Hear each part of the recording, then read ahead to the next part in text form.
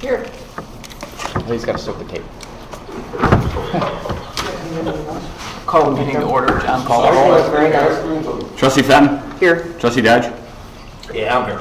Trustee Guerra? Here. Trustee Ruzick? Here. Trustee Calangello? Here. Trustee Carroll? Mayor Pico? Here. All right, so tonight's our first budget kickoff meeting for 2018. Yes. Our first budget kickoff meeting? Come on, Joe, it's going to be fun. First budget Keep it all the kickoff. one second. Kick it off, right, as opposed to the second one that we might have to start all over again. Releasing my So, calendar. I'm going to speak really fast here, so.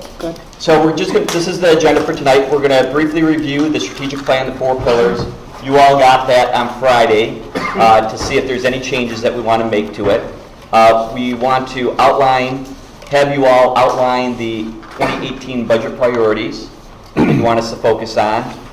We want to briefly do an overview and review of our current financial position.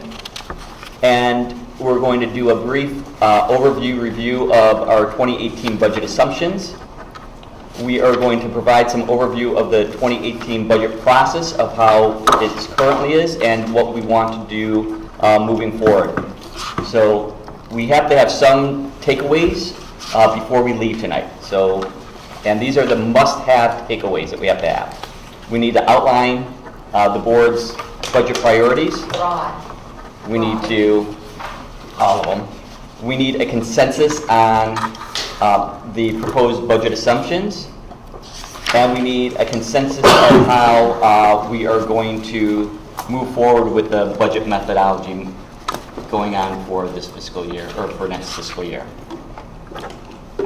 Yeah, it might sound a little early for some of that, but tomorrow's June 1st. Right. That's usually when we start having all of our planning meetings and doing all of that anyway. So if we can walk out of here with that consensus, it would make things much easier.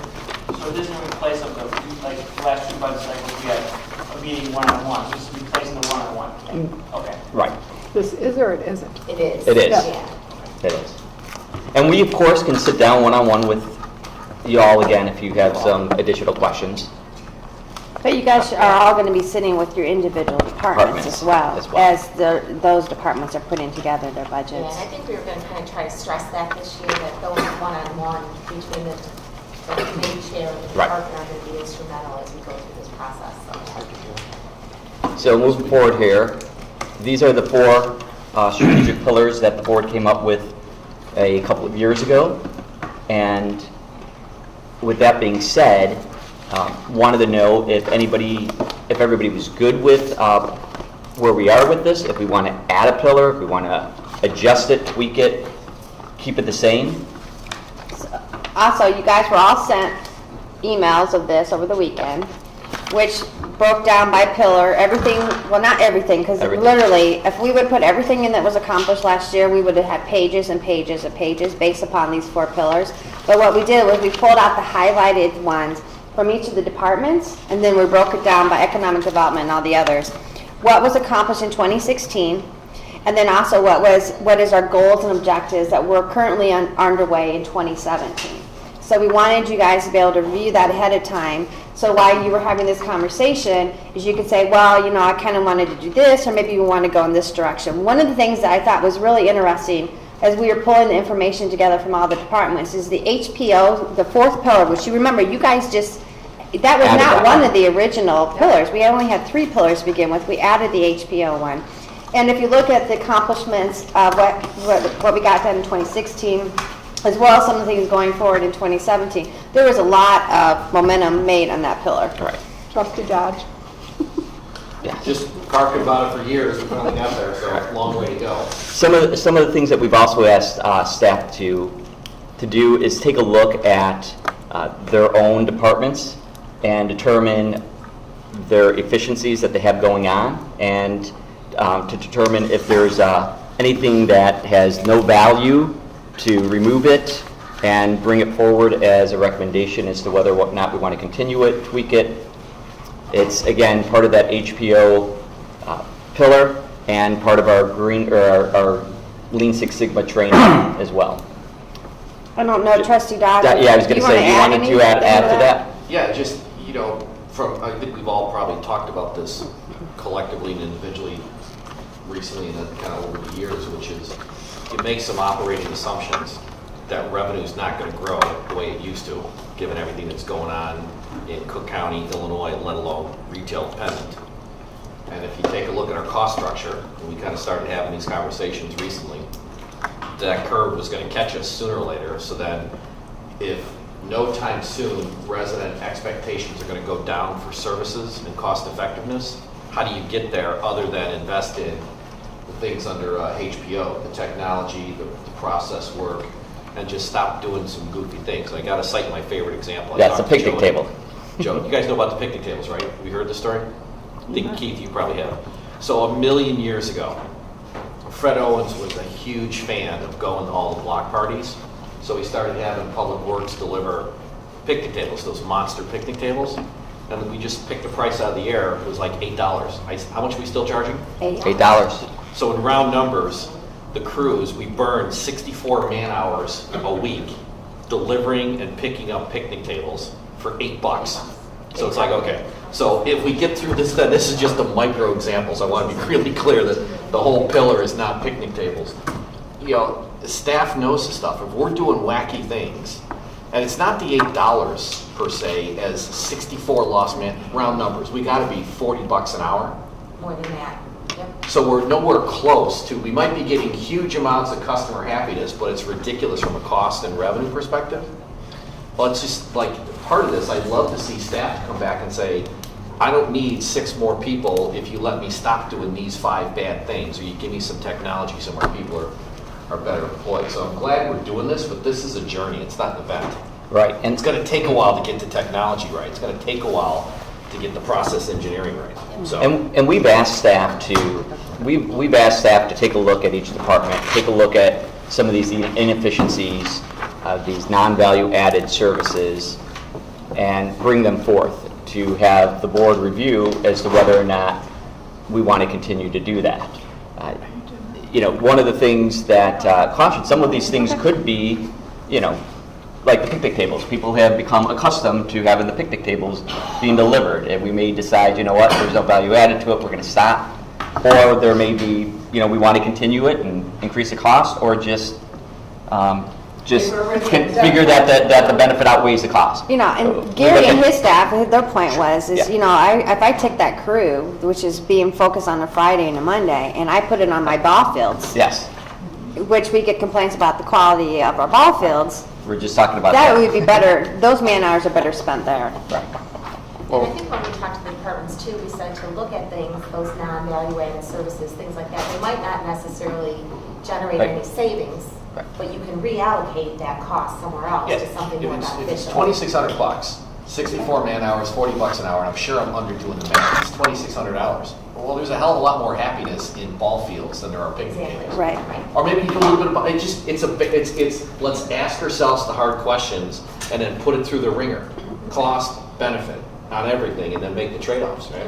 And process improvement stuff, I think, Right. Carrie, we've talked about one we've already added, which is we had someone come in who's already built out a good portion of their restaurant, and they're in a place that it's kind of iffy for a liquor license, which made it, you know,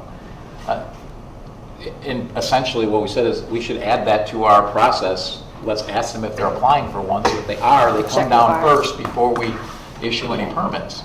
I mean, those are things that take no time, but save us a lot of headache. And you know, in a perfect world, right, if we got smarter, better, faster, you know, it's not about cutting heads necessarily, but we had to go to a lot of part-time people because of what happened to us in '07 and the cost of 24 grand a head to insure people, right? Well, are you better off getting rid of dumb work, trading a couple of part-times for a full-time and be refocused, and people are happier and we're more cost-effective? So this is, I don't want to say it's a heavy lift, we just got to stay focused and diligent on it. Nobody's wrong, let's just do more better stuff. And And I will say this, that I'm sorry, Carrie. No, go ahead. I was going to say, you know, working, since we've gotten Frank Florentine, our CTO, on board, he is helping us identify some of these areas that he can create a technology for, use technology for. So as Trustee Dodge had mentioned, that it's It's not gonna happen overnight, but Right, over and it's gonna time. take some money to get there. Like, it Yes. makes absolutely no sense whatsoever that if someone wants to apply for a fence permit, they have to physically come into the Village of Orland Park, Village Hall, when they could do all that electronically, but we do not have the capability to do that. Soon. Yes, Yes. you know, so such simple things, right? Think of how much staff time I would save if we didn't have to process all that paper, and it would just download immediately.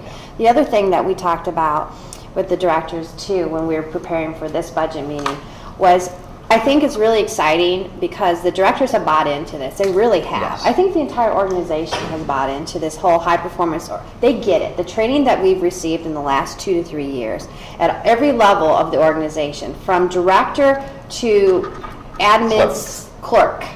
We've made sure that it was spread throughout the entire organization. Is they're excited, they understand, they can see value in it. But I would say that there is also maybe not a fear, but a hesitancy where they want to be able to feel like they're in a comfortable environment where they can bring those ideas forward, like the $8 picnic table, or like, you know, The leaf tree trimming, pickup. yeah, exactly, You the know, leaf pickup. and where it's in a safe environment, and they feel like they can say, we identified the true costs, these are the savings, this is what we could better be using it for, and it's not just in the point to cut money or to cut heads. Right. You know, and it's really about improving the efficiency and allowing the departments to be smarter the way they do their work. And not doing a disservice either to the residents either. I mean, Well, you know, because, you know, we don't know. Right. It may be the most emotionally charged issue in the history of humanity Right. for the village to pick up leaves. Right. I got it. Right. But then you can have a rational conversation, and some of the technology that Frank's talking about, and you guys know this, it'll give you different levels of data. How activity-based costing, it's an ancient phrase, but how much does it cost to drill $2,600 in man hours to drop off picnic tables? Well, we should be like quadrupling the charges on the Lions Club, for example. That's what I just asked you. You better not be planning on charging So for just that. so you know, that's how we fund all the economic development on I-80. And we're on our About way.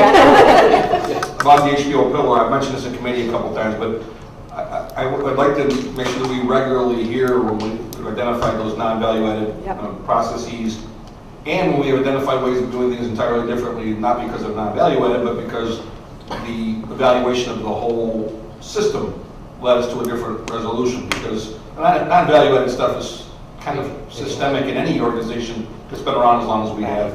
And having worked as an employee for the village, I know there's, in many departments, there's kind of a philosophy, well, we've always done it this way, so let's keep on doing it this way.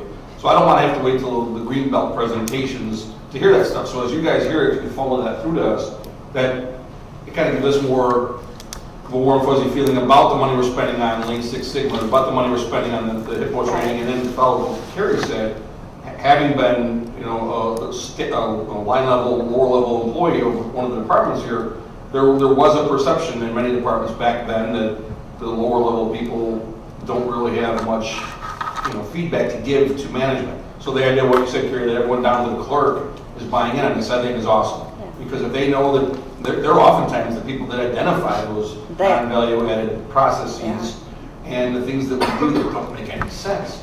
I hate to hear it all the time because people are bypassing the chain of command, but I can't tell you the number of times that employees have said, we're still doing this, and this is what it's costing us to do it, and you know. So you know that they are being encouraged by not only the direct supervisors, but all the way up to the directors and the village management staff and the board to do so. I think it could help us a lot too. and Trustee Carroll, just add to that, it's not just about the stuff that's non-value added, but also the stuff that we can add value to and do more or do differently, like to your point, just because we were doing it this way, but doing it differently and doing it better, working smarter, not harder. What about hearing about this during the budget process? You know, we have each one of the departments come up and give a little presentation. It would be great to hear what they've evaluated in their department and what they're, even if it's just a proposed, either what they've on their own decided not to do or and how it's going to impact it. That would be great if during those presentations. I mean, I like hearing about all the accomplishments,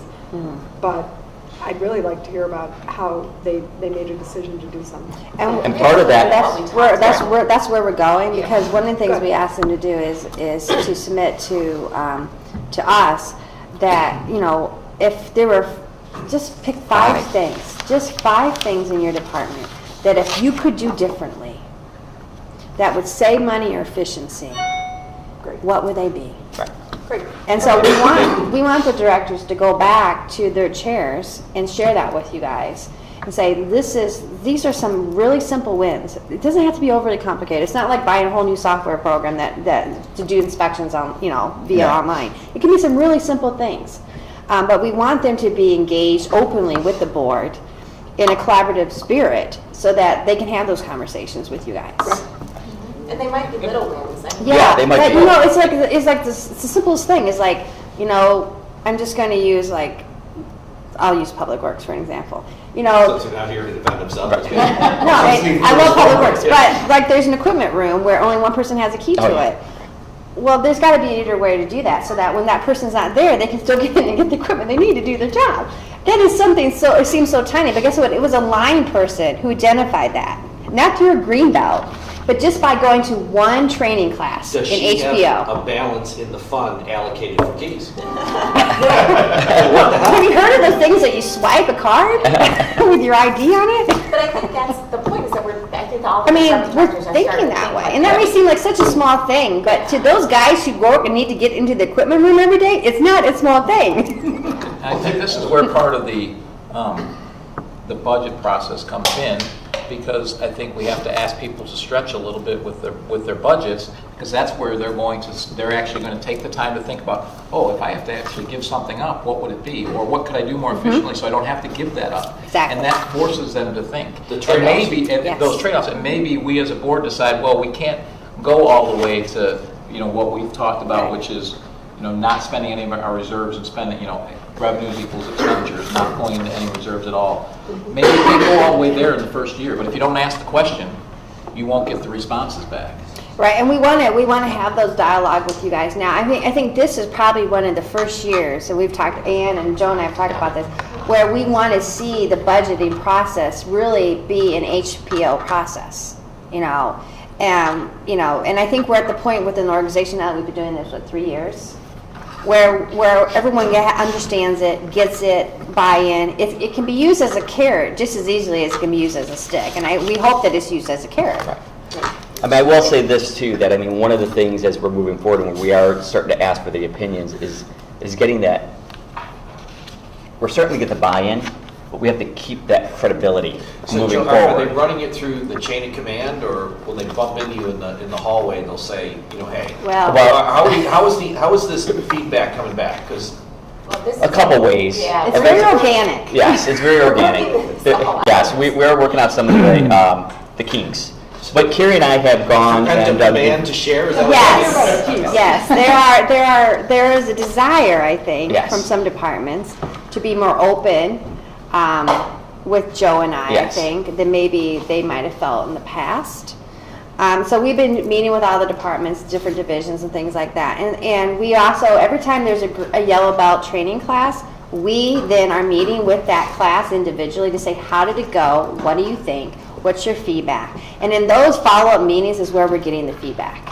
And so we take that, and then we take it, and we do executive team leadership meetings with all the directors, and we talk about that collectively as a group. And they see that collectively the organization is Yes. listening and implementing. At all Otherwise, levels. this is a waste of time and money. Exactly, Yes. exactly. And that's where we're at right now. We need to start showing some of that implementation. We've got to show that to them because they're excited about it, they're By engaged. doing that, and even the little things. The little that we things, right. talked The about, little things then mean they're so gonna come to much. us, and they're going to be comfortable saying, I want to get rid of this program because of these 5 reasons, even though we've done it for years. So they'll get that comfort Right. level, and then we'll be able to work that into the overall budget process. And we've been very clear with the directors that at the end of the day, you guys set policy, right?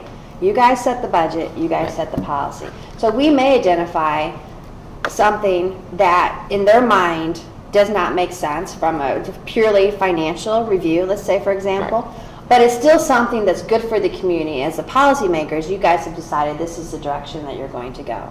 As long as we're all part of that conversation, the directors understand that, yeah, it might cost more than what we're getting back financially, but there's other reasons why we do it. That's okay, but they want to feel safe in the environment to have the conversation. So that they continue to bring up different ideas. Yeah. And we've invested in the high-performing organization piece where we're doing the training, and we've got the We've got the, now we had all the directors go, now we've got all the line people starting to go here. Do you watch So the here. 7 of us now fight for the marker to get to the right there first? That's right. We kind of do this So Trustee Dodge, I brought these What up. we need to fill So in. I've been asking for years for digital images of the Board of Trustees projected on the water tower. Where the hell is that? Write it down, Joe, write it Damn down. That's because yours fits so And well. it fit perfectly. Okay, they're ground. So, We have digital images. Wait, the consensus is it has to be, in order for it to be a board priority, it has to have a consensus. And we're looking at Okay? fraud. And I don't think you got 4 votes on that. The problem is that there, I'm not naming names, but there is some big player that we've got to work with. You know, I'm pretty sure the people of Orland Park want Orland Park to be better, faster, free. So can you get us there? Frank? all right, that gives us a lot How of about leeway. better, faster? Sure, write it Better, down. fast, and cheaper. That might be, good, fast, cheap, pick 2. But we really need some of these priorities so that this will help us give the directors, the departments, the direction to go. So we got the digital images. Got Thank you. So when you guys are asking the question, are you thinking big picture like better parks, more Yes. street repair, more cops, Do we want to less focus taxes, on, do we want to focus on technology? bigger Do we rebates? wanna- What are we talking about? All of the above. All of the above. Right, everything. Well, first of all, is there agreement that the 4 pillars need to stand as they are? Yes. Yes. Broadly. So then, most Okay. likely, we would have a priority for funding technology. We'd have a priority for continuing to fund training for Training, our right. staff. So those would be 2 priorities that would fall there. Quality of life, do we have a priority Those are for our parks and our parks, our recreation. baseball Well, fields, or? jump in, right? And I've talked to Anne Marie about this, and I think to Carrie and to Joe. So from my perspective, we should be striving to completely balance. But I'm not talking just the operating budget, but revenues in, expenditures out, so that we're not hitting, so that we're not tapping into any of our reserves. And last year, I think it was 8 to 9 million in reserves that we went into. And I realize we may not be able to get all the way there in 1 year, but if you ask the question, that's when you start to see things like, well, we can take this out, we can take this out, we can find efficiency here. If you don't ask the question, people don't prioritize. So that's to get people to prioritize, then we can decide what the right number is. But I think we have a misunderstanding here in terms of using reserve funds versus rolling over funds and projects from year to year. Is that what you're referring to? no, our debt has gone up. I'm not talking that. I'm talking about the balance. Right, The and so this year, we're 139 spending 148 million, and we have 139 million coming in. So we should budget so that that's 139 to 139. And then we can make those priorities. And essentially, that's a 5%. That's 5%. That's not a lot. It's not a big number. And we should ask the departments to look at where can we find that. So if the without idea making a is cut. we need to find 5% efficiency, sign me up. Absolutely. All day long. I guess my question would be, the $1.39 comes in, but we're spending $1.48. How much of it was uncompleted projects? Yeah, well, And that's Yeah. one there's of a little bit That's of both of the those rollover. things going on. Here, why don't we But the look- rollover is not part of the budget process. The rollover happens later. It happens after the fiscal year ends. But I think I want to make sure we're all on the same page with this. We don't dip into our reserves. What we do is we have reserve policies that require, that our board approved, that the board has approved over all the years for many of our different funds, that require us to set aside a certain amount of reserves in each of these funds before we even start the budget process. So we set those amounts aside. If there's excess over and above the required set-aside reserves, we use that to fund our budget. We use that as kind of our starting point.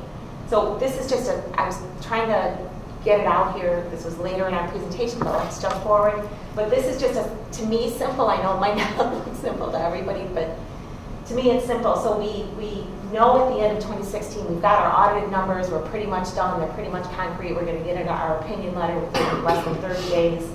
We know that we've got those board authorized reserves. And we just picked our general fund and our water fund because those are truly the funds that have our operations in them. So we have recreation, civic center, water, and general. So first column is what you, the board, has said we have to have set aside. That's the at end of 20%. 2016.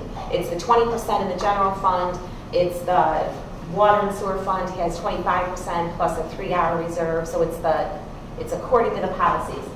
Then we take what is excess over and above that board-approved policy, which is that second column. So The 4.1. the 4.1 plus the 12 million in the water fund. So that's really our starting point for the 2017 budget. It's not dipping into our reserves because we've already set them aside. I just don't want that publicly set because we're really not doing that. We're setting aside what we financially need to set aside, not only per board policy, but in order to keep our bond rating, in order to be able to borrow at a lower rate. So all of that is set aside. Then we come up with our revenues, we come up with our expenditures. Once again, based upon what we're spending, we figure out what we have to set aside. We set that amount aside at the end of 2017, obviously if it's still projected. And then that last column there is what we can start the 2018 budget process with. Because that's the amount that we have over and above the reserve amounts in those funds.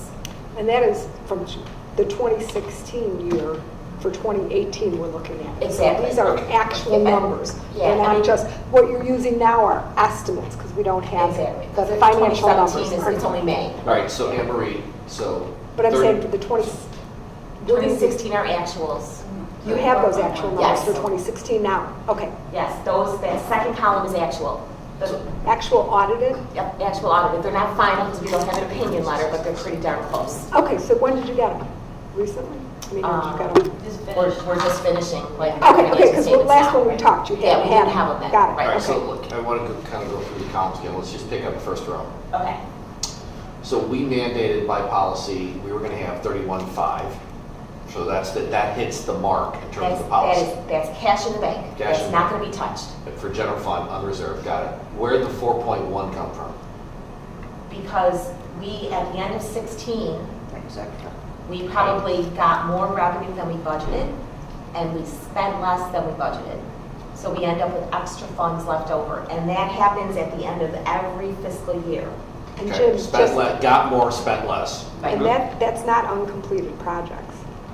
I'm sorry? That's not rollovers. That's just, Yeah, right. that's Well, not on Okay, uncompleted well, a projects. portion of it is. A portion of I that, thought you said it wasn't. well, it's hard to explain. A portion, there I go again. A portion of it is unspent, undone projects, like big Okay. capital projects, but we're gonna roll that to the next fiscal year. So we already set that aside. Okay. So that's not in that It's not column in of the $4 million. 31.5. It's already set aside. Correct, correct. Right. So the first column is authorized reserves. The second is excess over and above those reserves. It's not Yes. part of that. Right. Okay, so we have $35 million as of the end of fiscal year 2016, Yes. sitting 35.6 Right. in our general fund. Plus 20, water and sewer. No, we'll just do No, the no, one it's line. just the general fund, 35.6. Just do the one line. Yeah. Okay. And those three really go together at the top because of the subsidies that happen between the general fund, the recreation Yep. fund, and the civic center And then fund. we're expecting 47 million to walk in the door, That's what our 55 budget million to was. walk out. Yes. projected. Right. Yes. 55 walks out. And then by policy, if those numbers are right, projected revenues, projected expenditures, we're going to wind up with 26.2 in the bank, which still meets the reserve requirement. Yes. We're actually going to end up with 27.3 in the bank, but policy says we only have to have the 26.2, so we've got $1.1 million to start. And why the difference 2018. between the 31.5 and the 26.2, the 5 million over 1 year? Well, well, there's a lot. Now, talk to what you would look, Yeah. now's the There's a lot of the numbers, there's conversation. a lot of individual numbers that are in that $31 million. So we have, for example, we have to set aside 20% of expenditures in the general fund. We also set aside the funds that we have for our economic development loan program. We also set aside the triangle, what the triangle owes the general fund. We also set aside what's on reserve for B&E.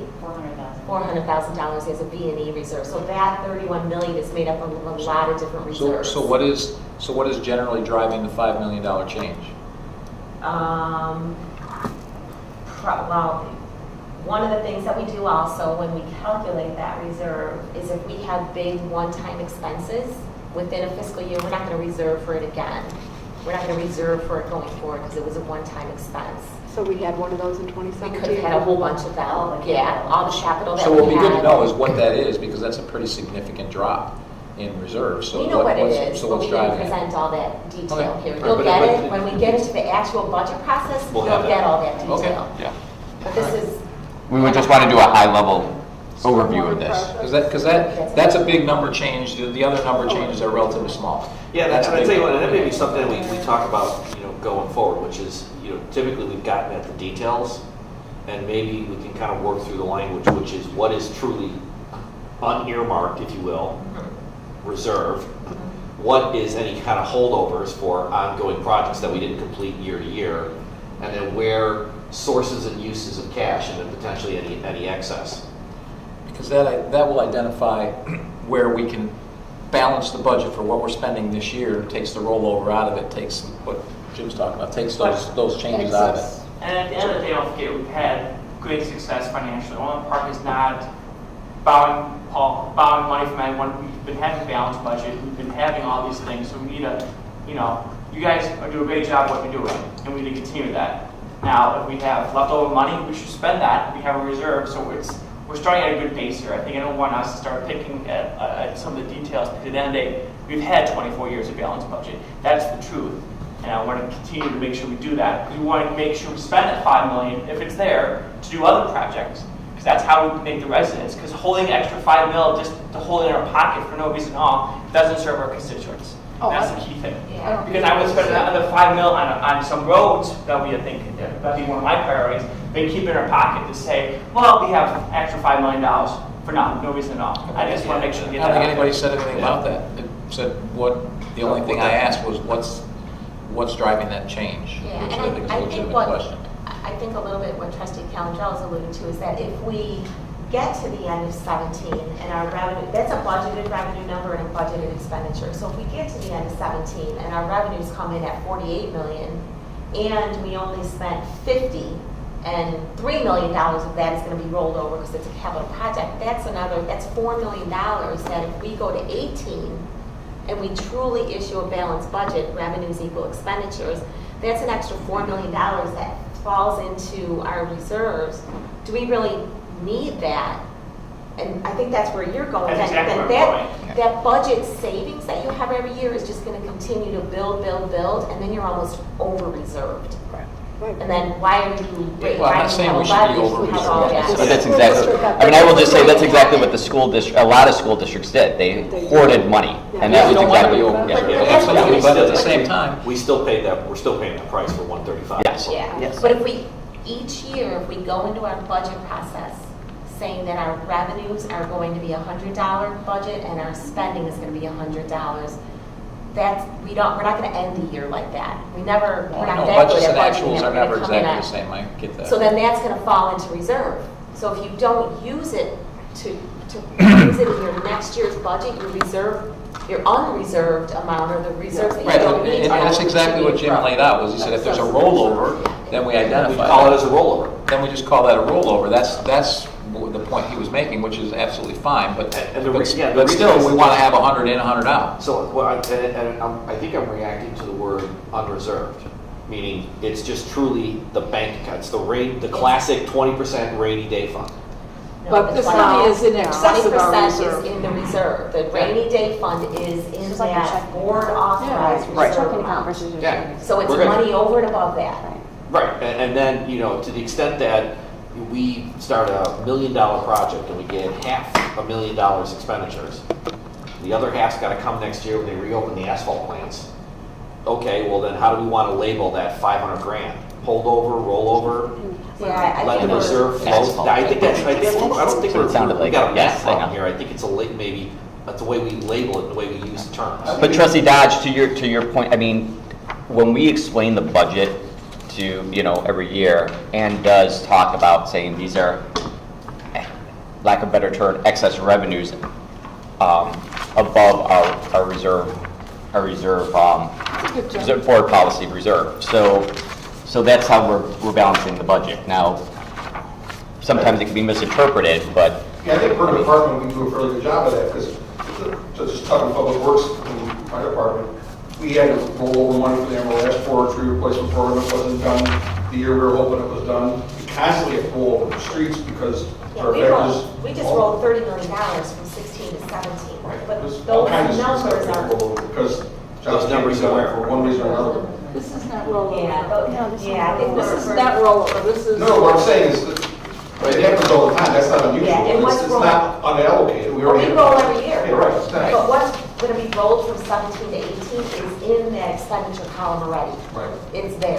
So at the end of 17, we're going to spend some amount less than that. Some of it's going to get rolled into 18 because it's related to ongoing projects.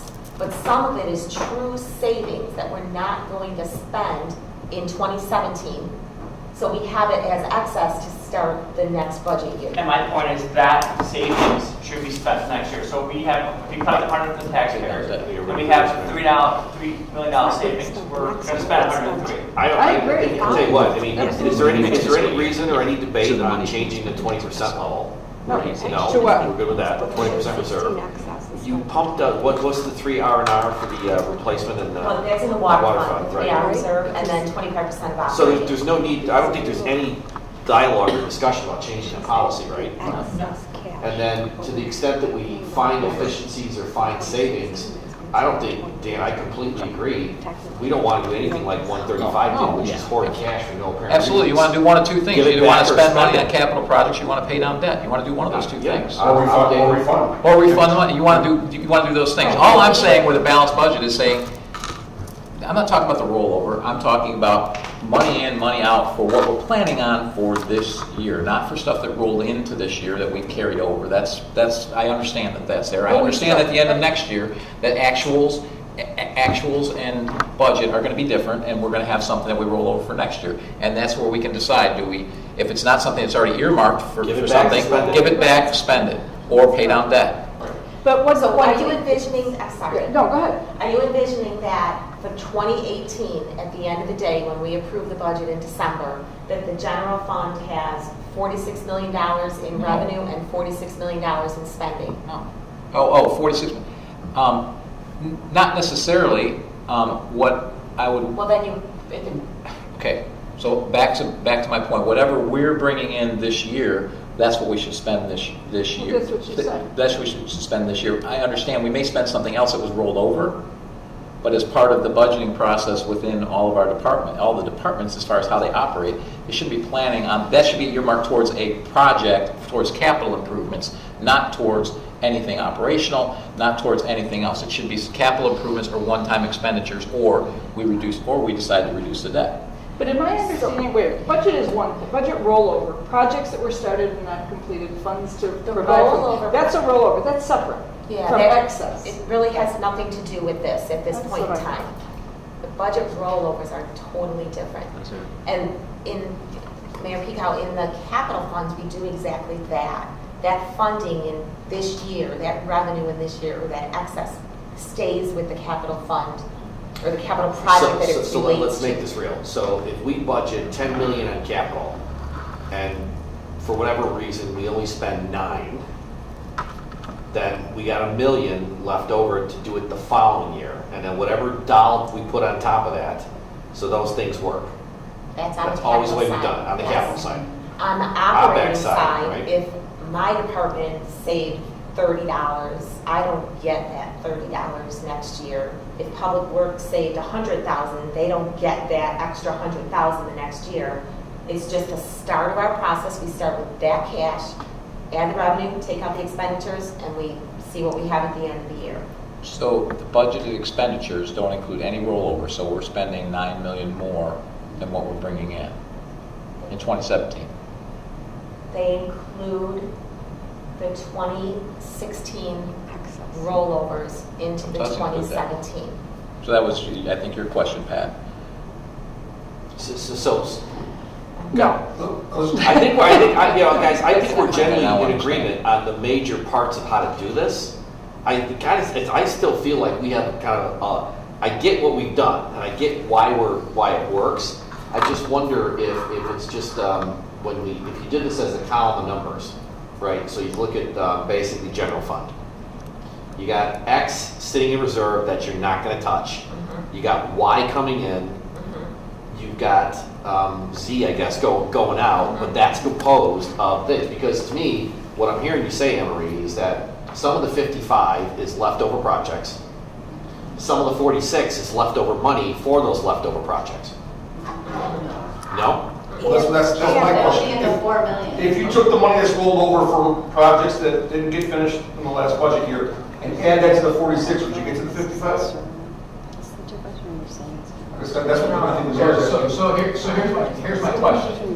Okay, so here's my question, or maybe this will explain. Okay, so budgeted revenues are 46 million, okay? Budget expenditures have two pieces to it. It's this year's budgeted spending and rollover from last year. Leftover Those are the projects. two things that are in there. Right. So there's 46 million in this year's and 9 million, I'm making these numbers up, 9 million in rollover. That's what this component is made of. It's this year's spending plus rollover from last year. That's what the expenditures are. And how do you So, get, go ahead. Is that right? That it's, so the budgeted expenditures are this year's planned expenditures plus rollover from last year. Is that, broadly speaking, is that No, because correct? we did not issue a balanced budget in the general fund. So the revenue is the budgeted revenue for 2016, the $46 million. The $55 million in budgeted expenditures was most likely maybe 52. I don't remember where we were. Right, but it was 3 million in rollover. 3 million. Okay, so here's, Yeah. this is my point, I guess, is that we should try, as part of the budget process, is to make these numbers equal. I realize maybe we can't do that all the way. Well, but what would we do? Okay, and that's fine, I got it. What would we do with that $4 million in excess cash that is We would sitting use it there? for a project or something like that, but I'm talking about revenues and expenditures for, now, I'm not talking about the rollover, I'm not talking about the excess cash, because those are other projects that we can decide, we can prioritize where those go. Okay? If you use it for a project, you'll add to your expenditures. Understood. That'll come in this Yeah, so then But it's the not a expenditure- rollover. Okay, So so once there's three pieces to this then. There's 46 million that we're spending this year on operations, there's 6 million in rollover, 5 million in rollover, and there's 4 million in capital, CapEx that we decided to do because we have excess cash. I realize there may be more than this, but That's what we do. That's So what that's we the do. balanced budget. That's a balanced budget. You use the excess cash from the prior year to balance your budget. That's what we do. okay.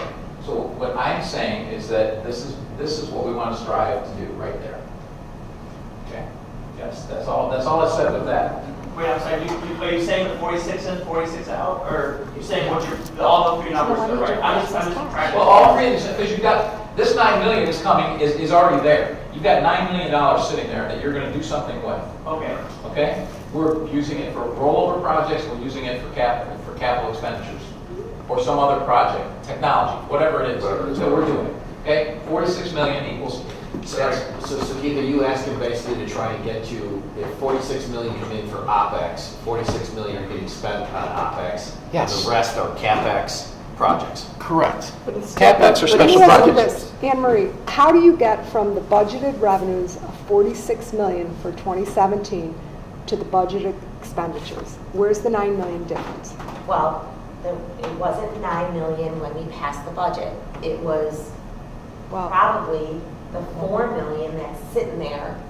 We used, so we had $46 million in revenue, budgeted. budgeted revenue Separate for and apart. 17 Separate and apart from whatever we ended 2015 excess in. in 2016. Revenue in the door. Revenue in the Right. door And in what we're 2016 projecting from our was budget. $46 million. That's what we budgeted. That was Yep, the board yep. approved past budget. Right, and then we budgeted and expended. $51 million in expenditures. It says Let's say 55. 52, It says- because then we had rollovers from the prior year. So the difference, the original difference between the revenue and the expenditure when we passed the 2017 budget in December of 16 was $4 million. There was probably a whatever the amount was, $3 to $4 million difference. We didn't pass a balanced budget in the general fund because we used We're using revenue. savings from the prior year. And so I guess what I'm saying is I would like to see that be balanced, and then we use those funds for those capital projects and those CapEx. And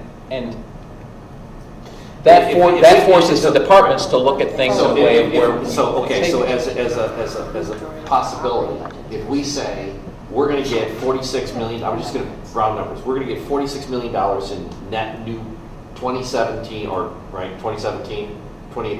let's just say $46 million in revenue for 2018 is what we're assuming.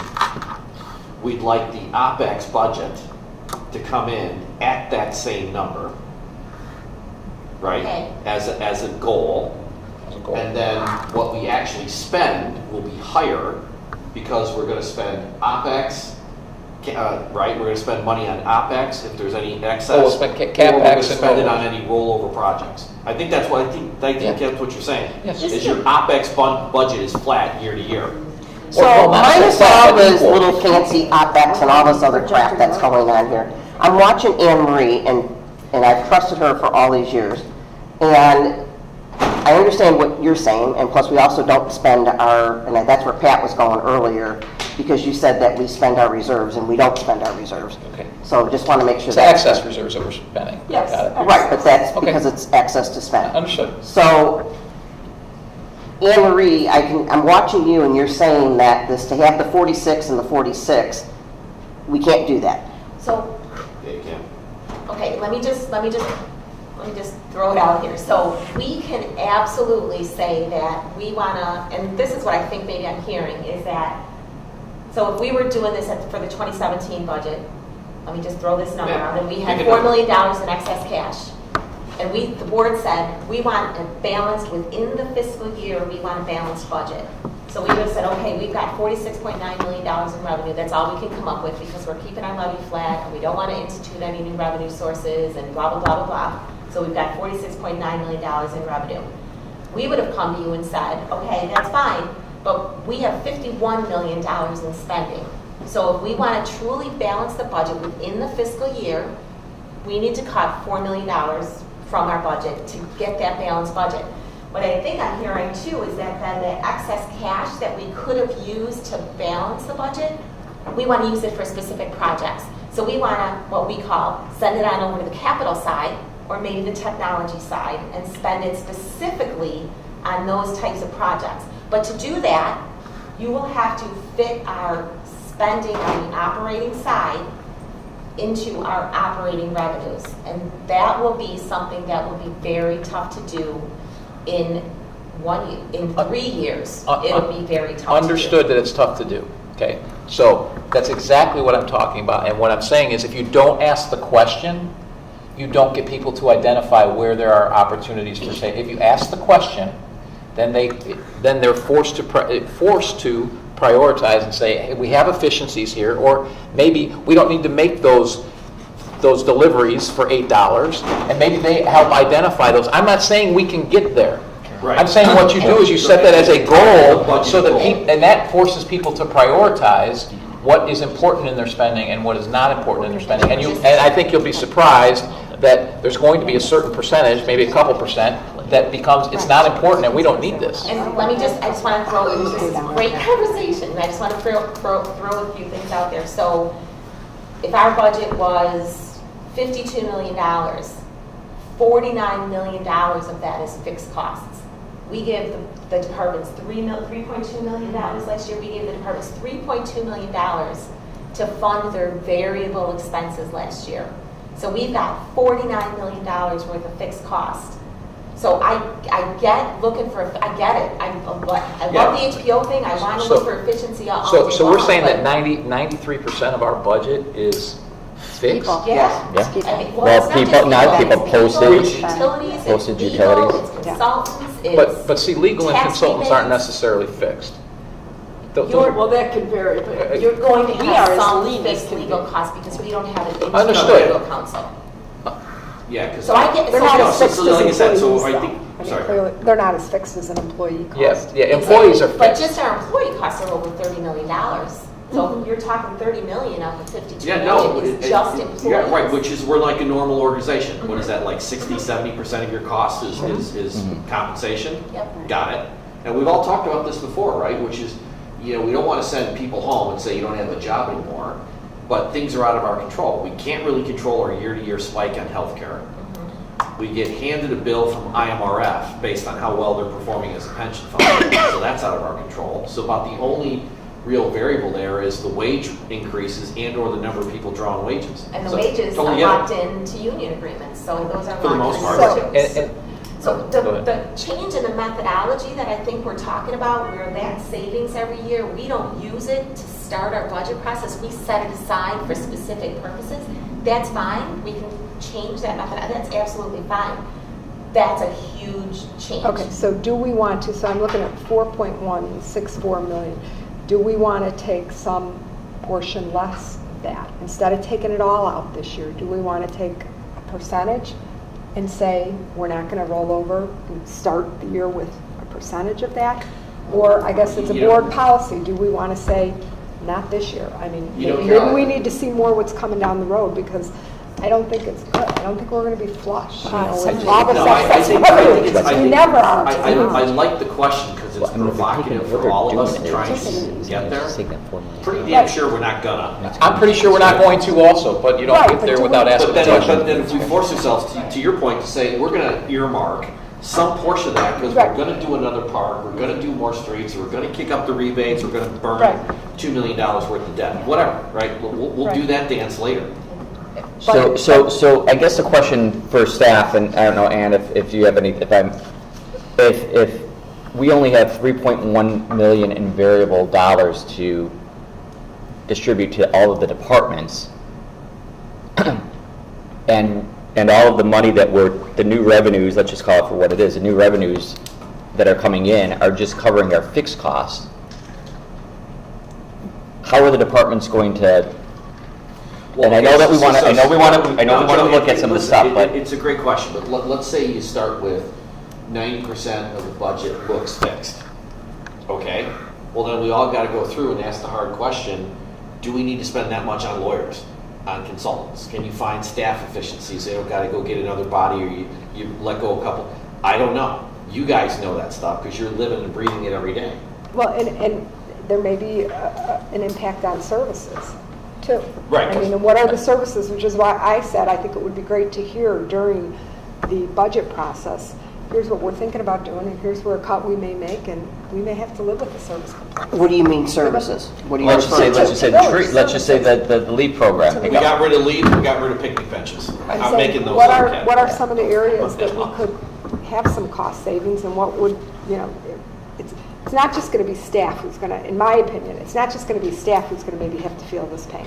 There may be some cut in some of these services. Right, or And I'm- less programs, something like that, we gotta What's that? balance, or less programs, one less Exactly. recreation program, bringing young families together, one less, and I think that's what my hesitation is, and I agree with, we should cut costs when we can do it, but we also have to make sure that we're running a village, not only paving streets, keeping us safe, but also entertaining and making people come here, so I think I'm with the show on that, but I also want to make sure we don't cut the heck out of our budget, that No. now we're just streets and police and that's it. No. And the reason for asking the question this way is because it forces everyone to think about where are the opportunities for savings. It's not to say that that's what we're going to decide to do. Maybe we decide, hey, we can only take 1 or 2 million out of it because these things we just aren't palatable at this point, or we think that because we hear some companies coming in here, we think the revenues are going to increase in the future. Whatever that something is, okay, we may decide that's not what to do. But if you don't ask the question, you don't ever identify, because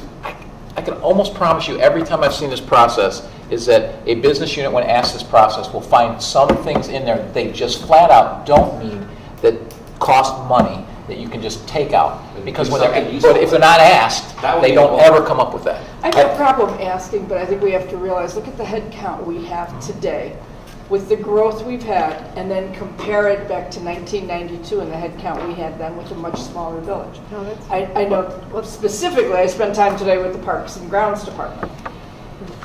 They've taken over all the ponds in the village, and we didn't give them any extra bodies. So they are struggling to keep up. And Well, I'm here to that's- say that's I'm gonna be- asking for a lot of money tonight. Yeah, So- well, and that's going to be the impact on services. I mean, maybe we're not going to have 59 programs like No, I'm that. talking parks, no Parks. programs. This is, Right. This is just It's capital, maintenance. but you know, what's and- happened? And broadly, I mean, sometime back, That might be we all good kind for of, you know, 'cause bit the we're taking bullet, some of so to this speak, putting and it said, on okay, we're going to capital. invest in LaGrange, because the state kind of stuck it to us, So otherwise we understand. would have had a crappy road. Right? And we It's a put money generational and project. resources. We kind of made some hard decisions. I mean, facetiously, I'd say the last 7, 8 years worth of budgets, we probably could have done it one night because we had so many constraints we packed in the budget to make big bets. And- We're coming out of the woods here. LaGrange is done, right? Yeah. Hopefully soon, God willing, we can get through 9750 to kind of put back some other capital and release some cash flow. But I still kind of like the question. I don't want to say it's a theoretical question. Can we push ourselves, the board, staff, everybody, to say, guys, we want to shoot for this because we want to put money back to where it should be. We're not going to take it from our residents. We're going to fix the streets, fix the park, or we're going to invest in other stuff. I'm game for that conversation. Can we add revenue from other sources too? I'm not opposed to it if it's the right kind of revenue. We need to look at it. Well, and the other question, well, and one of the things obviously that I am going to be focused on is economic development. That's not going to happen overnight, but can we bring businesses in that are going to bring more people in to spend money and those things to help? Because we are going to, if you look at our revenue and you break it down from the revenue, the sales tax from the revenue sources, yeah, car dealers are up, but our restaurants and our retail in particular, they're down, and even with more storefronts, we're spending, the public is spending the same amount of money or slightly less, even though we have more storefronts, so we're spreading that money around. So we're drawing from, the way I look at that is, we're drawing from the same market segments that we've always drawn from. So can we do something from an economic development standpoint that will start to bring in other market segments to come in here to grow that number so it doesn't put the pressure on us, and it gives us the opportunity You to know do what, those wait, other that's a things. we all accept that. That's why we created the full-time economic So- development role. Because we know in order to put butts in those seats in the restaurants, we have to have more economic development. I-80, you've got the plan all approved and zoned. One of the reasons why Jeez, University of go Chicago get has it. them. Okay. So- I'm sorry. No, go, Joe. I was just going to say that, every year we do really challenge our departments. And I think with the operating costs, I think we could do, but just capital costs right now. And because of some of these major road programs, some of these projects have been kicked down, the can's been kicked down the road so many times, and it's costing us More twice, maybe sometimes 3-4 times more to do it. because we've neglected it. And so these expenses are going to continue to pile on. So I think a lot of these projects that, we're asking, we have asked departments to kind of push off a little bit further down the road because of some of these generational projects that we had going on. So just being realistic, there are some things that are happening. How many parks do we have? 60, right. And over half of them are over 20 years old. You mean playgrounds? Playgrounds, I'm sorry, playgrounds. But now that you're talking capital. Yes. But I was just saying that if Go we're, ahead. Right. So if we, Yeah. But this so might- this is a change in methodology, absolutely fine. Tell us how to put it together or how you want it to put it together, we'll put it together that way. Just keep in mind, so if we're talking about doing this balancing where revenues come as close to expenditures as we possibly Well, I can, don't think we and we're talking about using this kind of excess at the beginning for something different, to designate it towards something specific, just keep that in mind that when we go through this budget process and we have $3 million of all these what we call discretionary requests, and we called them that forever, way before I got here. So just keep in mind, there won't be funding for any of that type of stuff if this is going to become something we don't use except for these larger projects. So if we want to add something to the Taste of Orland, or we want to do 3 more concerts or things like that, the funding won't be there for those kind of things. So it's just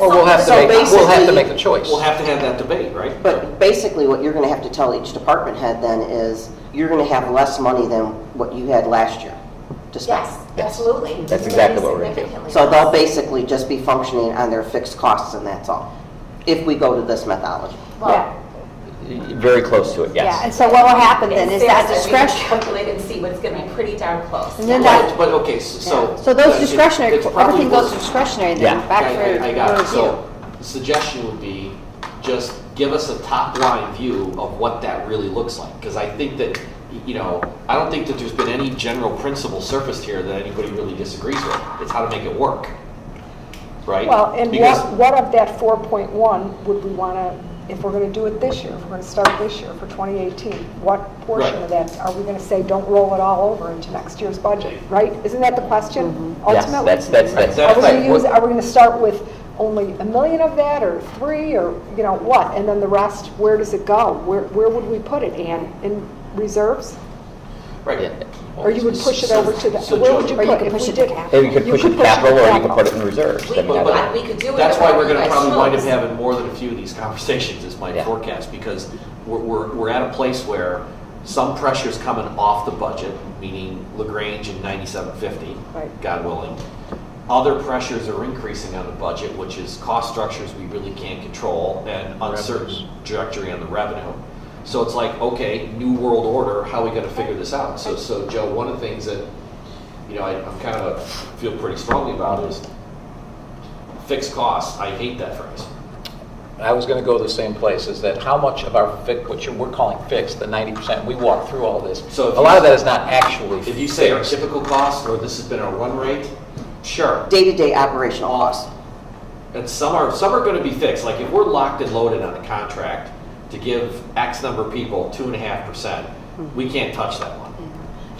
You But, can't but touch but it. if you have a retirement, and you've got process and technology improvements, and you don't need to backfill that, that's not It's not completely as fixed. fixed as it was. And we can redefine those. I think our fixed is a little bit different, but we have, in my mind, unless we're gonna do layoffs or personnel changes, we've got $30 No, million yeah, and in fixed costs, just in people.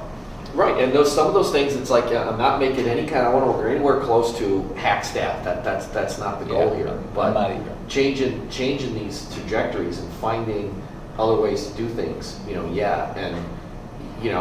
But I been think on we're this gonna- march for a while. Yeah, I think you'll be surprised though, even though we might use the terminology you don't like, I think you're gonna be surprised if you actually look through that list, which we give to the board every year as part of the budget process. We show you what we took out as a fixed cost. The majority of them are just that. They're people related, they're utilities that we pay, they're I don't even know what else is in there. It's postage. Sometimes postage in some departments. Yeah, like and- utilities, things utilities. like that. They're the Orland, they're things that we do year after year after year that we want to make sure, and we might call it a fixed cost because we want to make sure that we've set aside the funding for it, because it's been a priority for 20 years, and maybe that's the wrong way to do it. No, it's fixed is, like if you're running a nursing home, you really do have to pay for wages and, right? So some of these things are truly fixed. Some of them are more typical. Like we have our liability and property insurance in there as a fixed. And you're just not going to That- walk those that back is anytime fixed. soon. Can I ask a question, Ann? Before I'm convinced that we need to have a change in methodology, considering all the awards we've gotten for our financial reporting, I'm just trying to kick through my head what you have up there. We've been talking about the 4.1 and the 46.9, and that gets us to 51. Just help me understand what's the difference between that 51 and the 55.3 next to it. The rollovers from 2016 to 2017 that were project-specific, Okay. that we started. That are not with, shown on this they're table. not- So- They're in that number. So if, I can ask this for the rest of the board, so we were kind of getting fixated on the difference between the 46.9 and 55.3. Then we heard that that 4.1 really gets added to the 46.9. Well, next time we do a slide like this, can we put that rollover of the 4.2 as, show that as a column too? So in other words, when we're looking at it as a group, we look at the 4.1, the 4.2 and rollovers, the 46.9 and projected revenues. We can do that. Then we really are at 55.3. So we have 55.3 coming in, 55.3 going out. It makes it easier for those of us that aren't accountants to understand. Maybe that's what I'm thinking, rather than a whole change in methodology, because it sounds like we are taking in X number of dollars, whether it comes from sales tax, property tax, et cetera, plus the rollovers, and savings and, savings and projects that were under budget.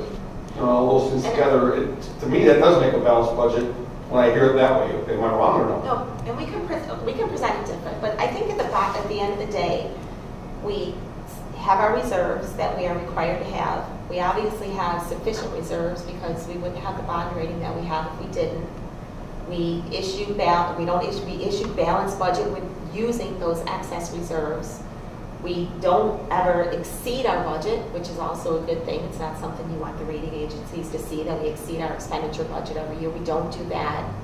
So we might budget conservatively, but we do it the right way, and we have those savings each year because we don't exceed what we budgeted. So I think that our process works, but if we want to use these excess funds for something different, I totally get it, and we can make a change to be able to do that. I don't think it'll change the methodology so much, except that the departments aren't going to get that money to fund their variable expenses. The board is going to decide what to do with that instead, is what I'm kind of hearing.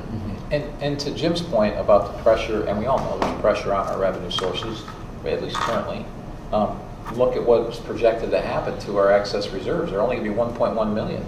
So what happens when those go to zero? You're basically going to be doing exactly what we're talking about. So this is just forcing us to start thinking down that process, and we may not get all the way there in 1 year. What was it last year when we started this? I know, it's just projected. It could be different. Well, we always end up higher, right? Yeah, It's the projected. reason we end up higher is because that 2017 expenditure amount is the budget for 2017.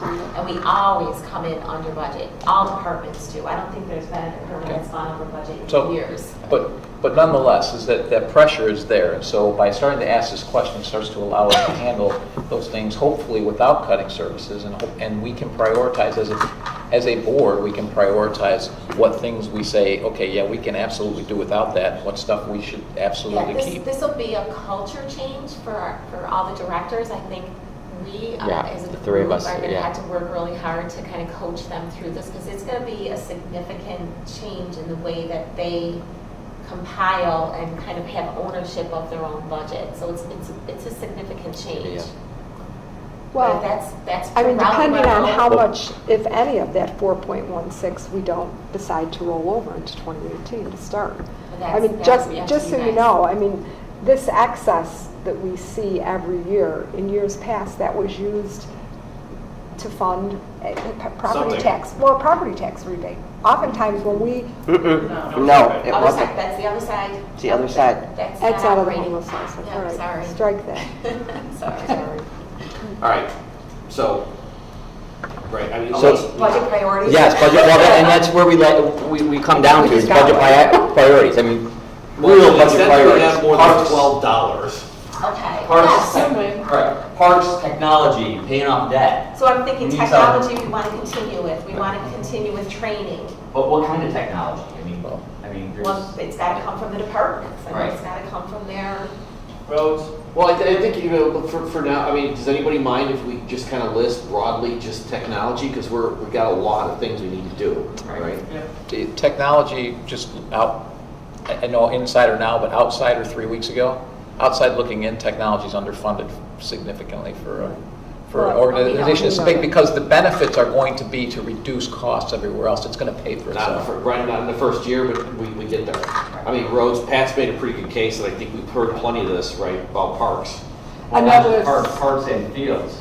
Parks and Fields. I met with the representatives of the different youth groups today. And they're right, we haven't spent any money on those fields in so long. No argument, and they were very reasonable about it. But talking to Bo, if we just want to start at Centennial, and because it's oldest and has had no reinvestment in probably 30 years. Humphrey, I'm sorry. Yes, Humphrey. Each of those fields, just the infield, to contract out, and we don't have the staff to do it in-house, I don't think, $20,000 each, which I didn't think was as bad as it could have been, but that's just the infields, Per field, right?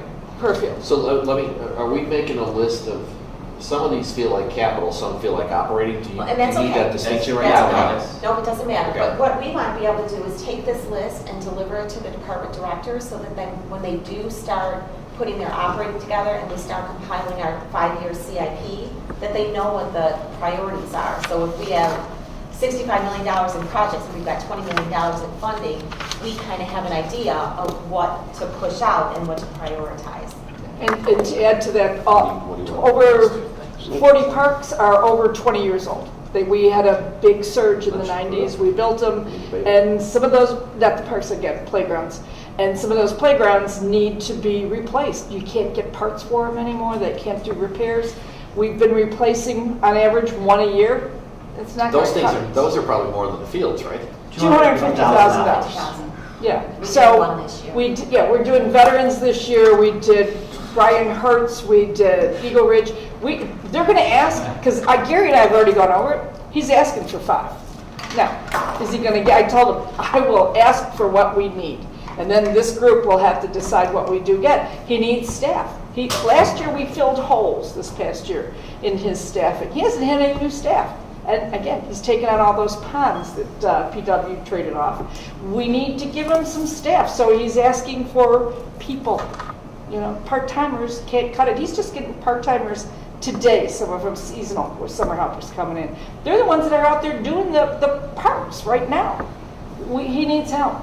But to the parks out there, I mean, some of the things that we're asking to look at is that we have an aging population. So does a neighborhood park have to be replaced with a $250,000 jungle gym thing, or can it be a smaller type of playground and more of a passive park too? That's going to be a little. There's even senior playgrounds that I've seen in some of those magazines. Like more exercise. But that's why we have bocce courts and we have horseshoe pits in some of them, and even concrete beanbag things that are, But those are things that we're asking departments to look at when they're evaluating these things to help try and curb some of the costs that it might. But Or they you need can money. sponsorships for parks too. I mean, you're not telling me Grizzly won't buy 5 parks because they need a write-off or vice versa. We So I need think- to look at So I sponsorships. think, you Our know, policy It's on an it. alternative revenue source.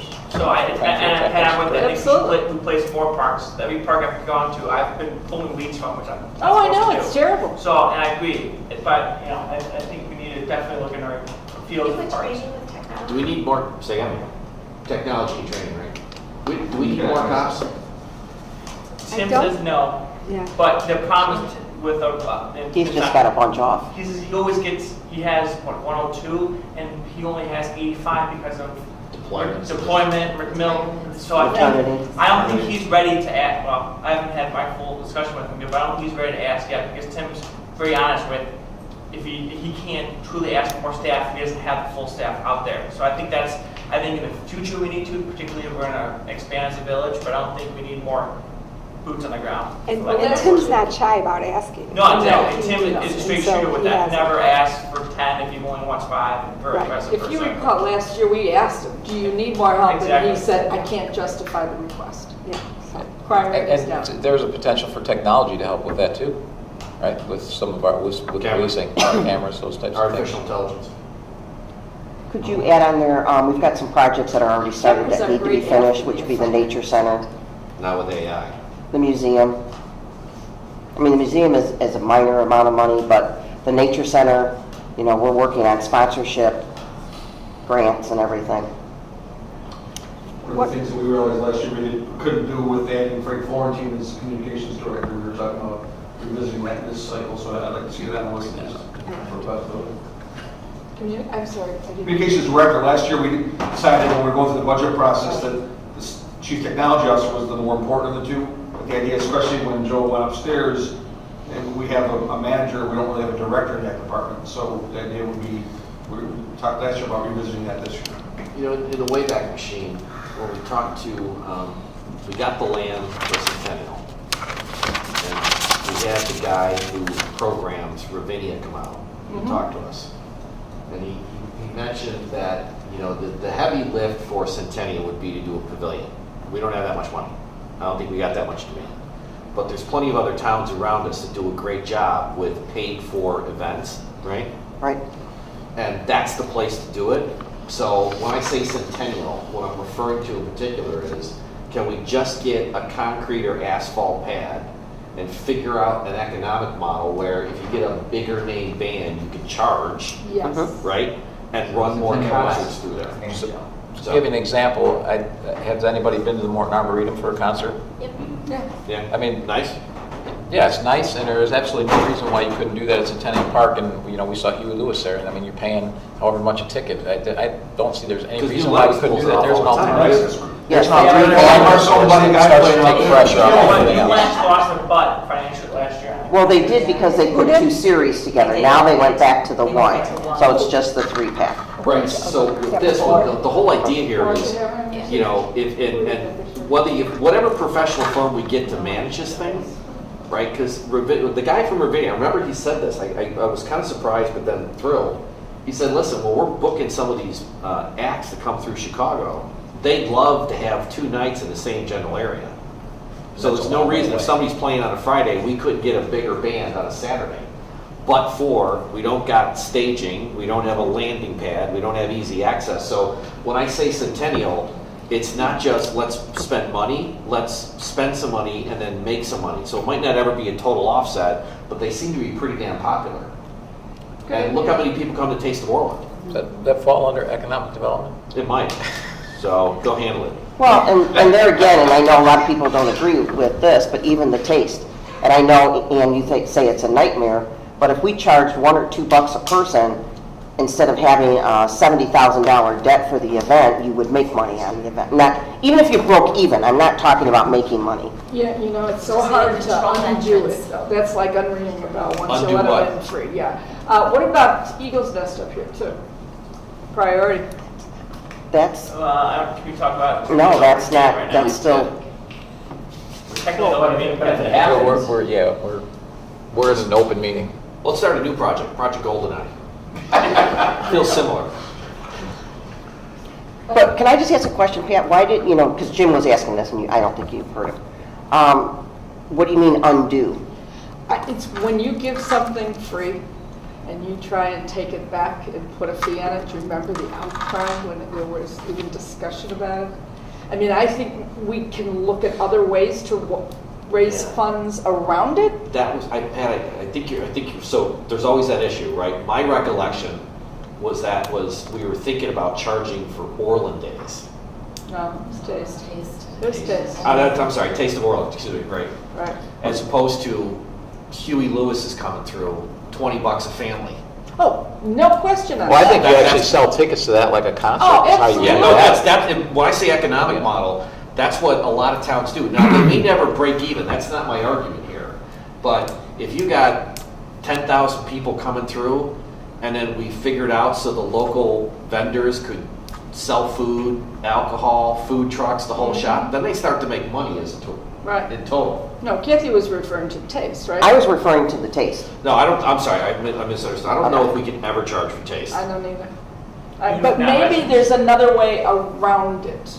You know, at Give the like a event, gold ticket. different things, Maybe. added value, I don't know. But I don't think that'll ever. But Dan brought up a good point, charge for, I mean, at the Lions Club, we charge $5 per person to get in, To the for 10. the tent. You charge $5 and it's also a fundraiser for the Lions Club to Well, no, help it the basically business. covers costs. But that's not how the public sees it. Some of the Public things that, I sees mean, it as Anne's a going to be getting into in not-for-profit the next raising slide, for I'm going to charity. be jumping in there, but, you know, untapped resources that we have for revenue generating options that we do Usage have. fees are always a discussion, right? I mean, Yeah. what do you price, what do you charge? So- products, Joe. Well, so with that being said, if you don't want to. And sunscreen. That's large. But if you don't want to penalize your residents, and there are other ways that we can do it, where we can spread it for all those outsiders coming into town, so. Well, we've had no issues with getting vendors in at the taste. There's been some concern about not charging enough to the vendors because we've had no problem getting in it.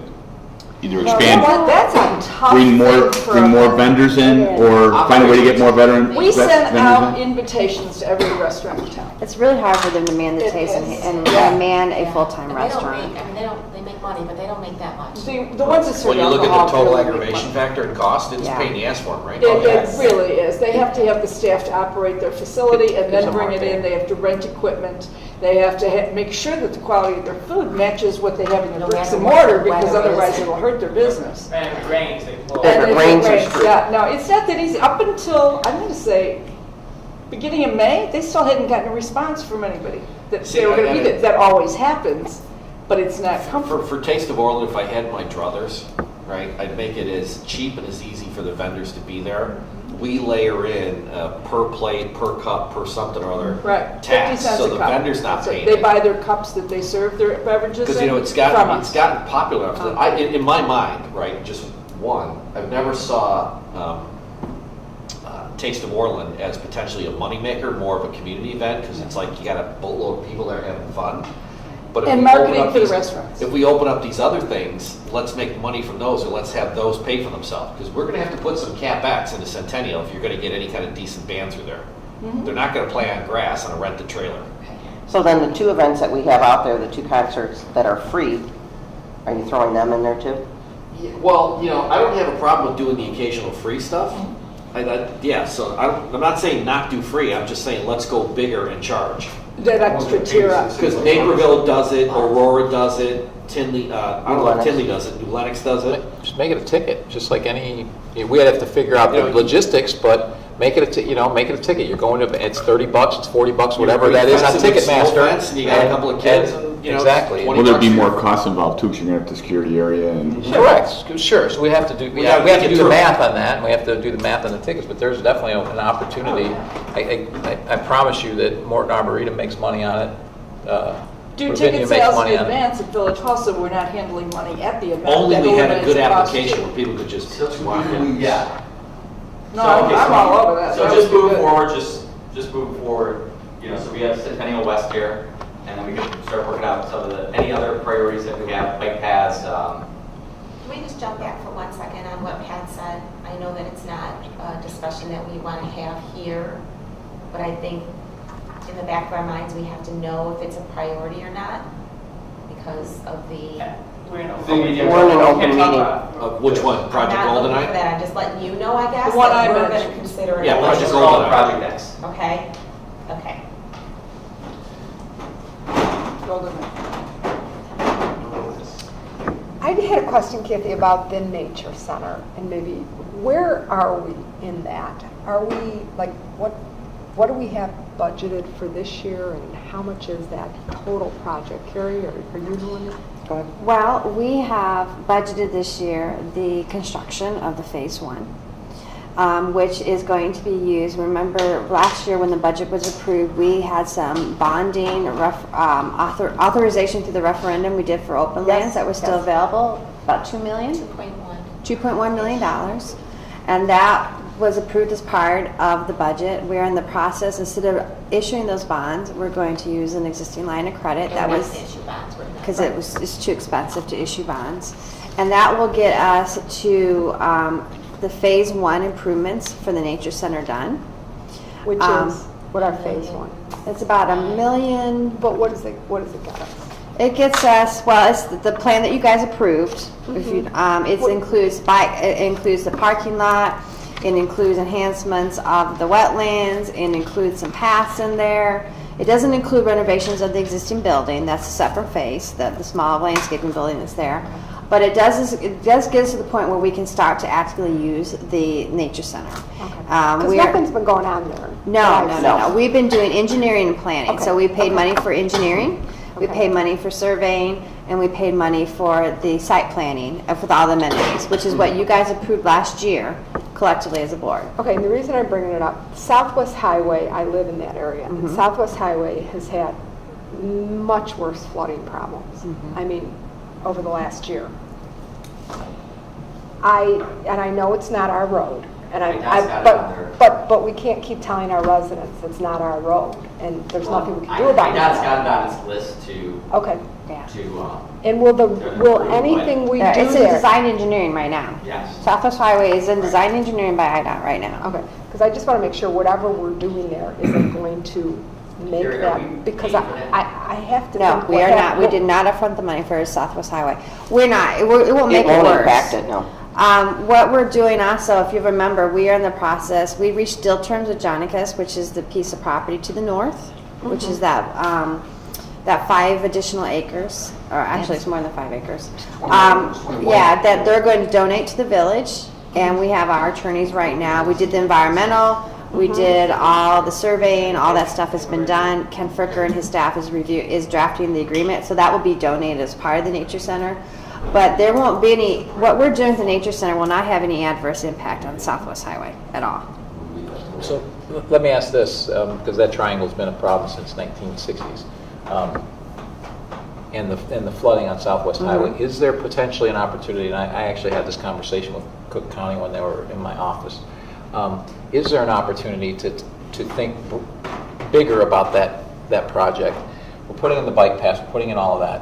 One of the problems with a wetland is maintenance, and we were already stretched with our maintenance and our ponds, and let's face it, we don't have the expertise to maintain a wetland like that. So is there potentially an opportunity to donate that to the forest preserves or swap it for some of that land along 183rd,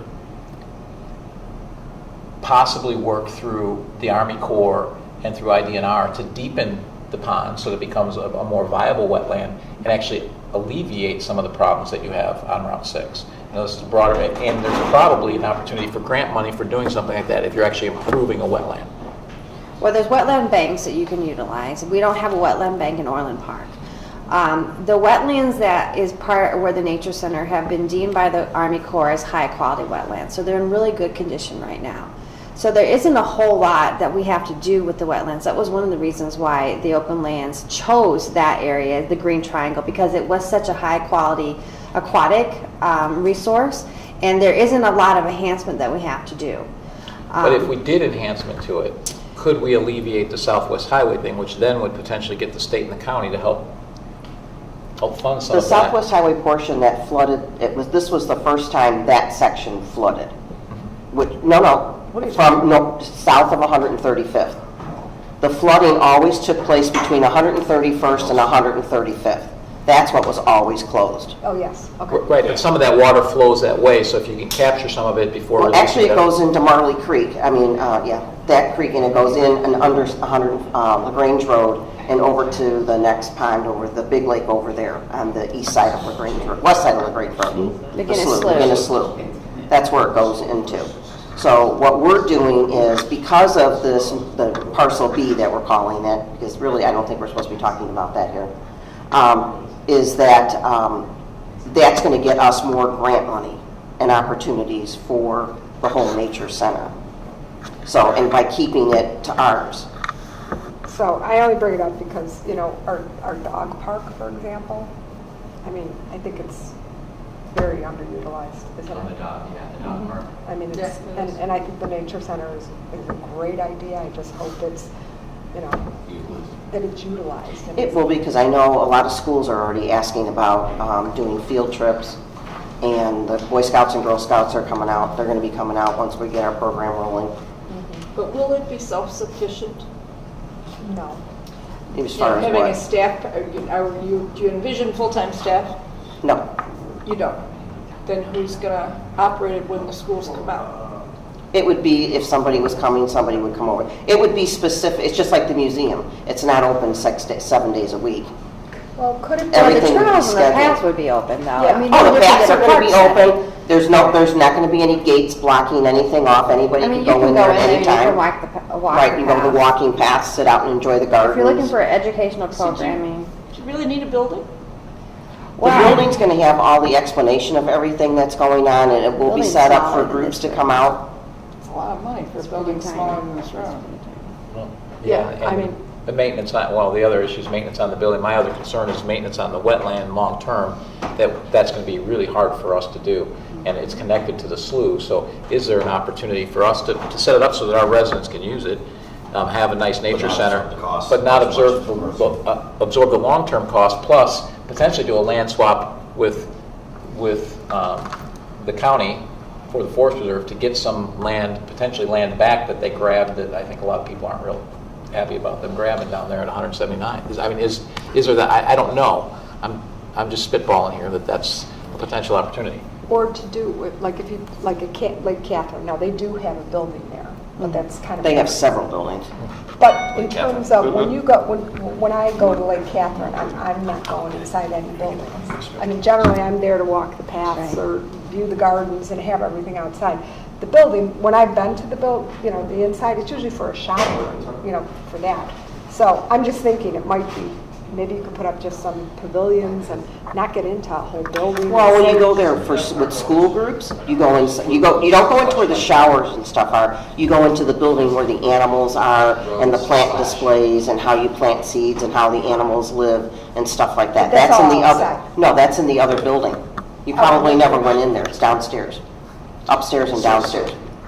And then there's the shower, the building where events take place. Oh, okay. That's a Yeah, different building. I've never been in the building, so. So, Yeah, there's some dead animals down there, live animals. right now, some of this feels capital, some of this feels operating. That's okay. That's okay. So, I think this probably sorry, Carol. Sorry, I have a thought, so I have to say it. What do we need to finish the triangle? I mean, I know the developments that we're talking about, but what kind of capital are we Are there looking other at? roads or pipes we're putting in? Is that- Yes. How? Yes, so, just to recap where we're at with the triangle. So That's not on there at all. Right, so the next phase, which we call phase 3, which is the mixed-use Sinopolis building, which hopefully I will have a purchase agreement to you guys here in the next 30 days to approve, based on the letter of intent that was approved. It is the developer's responsibility to build that building. And in our letter of intent, which will be in the final agreement with Bradford, is they are going to be building everything there from curb to curb, which is basically from the Crescent Circle to Jefferson Street, the new brick road that just came in. Now, there is a component, if you remember, the site plan, there is a component of that includes that additional park space there. There would be more of a programmed park space as compared to what Crescent Park, which is a passive space. But we're hoping to structure that, and that cost in the letter of intent is on the village's cost to finish that park. Now, we haven't got into the detail of the specific planning of that park space. We need to do that with each one of you, probably one-on-one or two at a time, because we have an option A, we have an option B, and an option C. Now, what we could do, and Ann and I have talked about this, what I would prefer to do so that there is no cash outlay in the capital budget for that next phase of the project, for just the park, is to do it through the sharing back of some of the revenues that are going to be generated through the Sinopolis deal. So we know we're going to get so much sales tax, we know we're going to get so much property tax increment. And so instead of us having to pay for money in the capital budget in 2018 to build the park, we would have Bradford pay for it, build it, and then we would pay them back as that revenue comes off of their own project, which is very similar to what we do when we do a sales tax sharing agreement with the car dealer. Or like we did with Costco when they came in and they built the road. We said, you know what, you upfront the cost and we will enter into a side agreement with you and we will pay it back over time. That's how we want to structure the deal for that project. Okay. So other than that, we have the 2 restaurant pads we have that we're moving forward, but those are self-contained, Right. and those will be either sold off or we'll do a land lease, Okay. and we're still working on those. So that will get us everything done basically south of 142nd Street, other than parcel C, which is next to 9750. Which is that small piece that, remember West. Flaherty and Collins was interested in doing. West of Yeah, west side of the building? west of side of the building. The weird Which is, waterfront. yeah. Other than that, everything will be done for south of 142nd Street, and then we'll switch over and we'll do north of 142nd Street. Our goal is the development is taking off now, right? There's a lot of activity happening in the downtown area. Our goal is, as we continue to either sell off pieces of property or do land leases and then allowing them to build like we did with University of Chicago, is us not to have to put additional capital expenses in that. That's our goal. Okay. To But have it's every project being self-contained and self-funded source. Well, we could do those as separate deals, but Right. I think what you're arguing for is, Do we- if it touches us Yeah. financially, we Yes. probably need to state it as a priority. Right, and I would, yeah. So the answer is no. Can you go back to We're the not- strategic pillars? Well, we don't know yet, but our goal is to. I think we should add it, just to make sure Right, that Just to we, be. We could do this, conservative. the public park in phase 3. yeah. All right. But our goal is not to have a cash outlay. So just broadly, right, quality of life, we don't have it listed currently on the list, that's why I was trying to ask if you guys really need a distinction between operating expense and capital expense. If we're gonna do quality of life, in addition to fixing playgrounds and roads, we kinda gotta think operating, because we need to do some programming, right?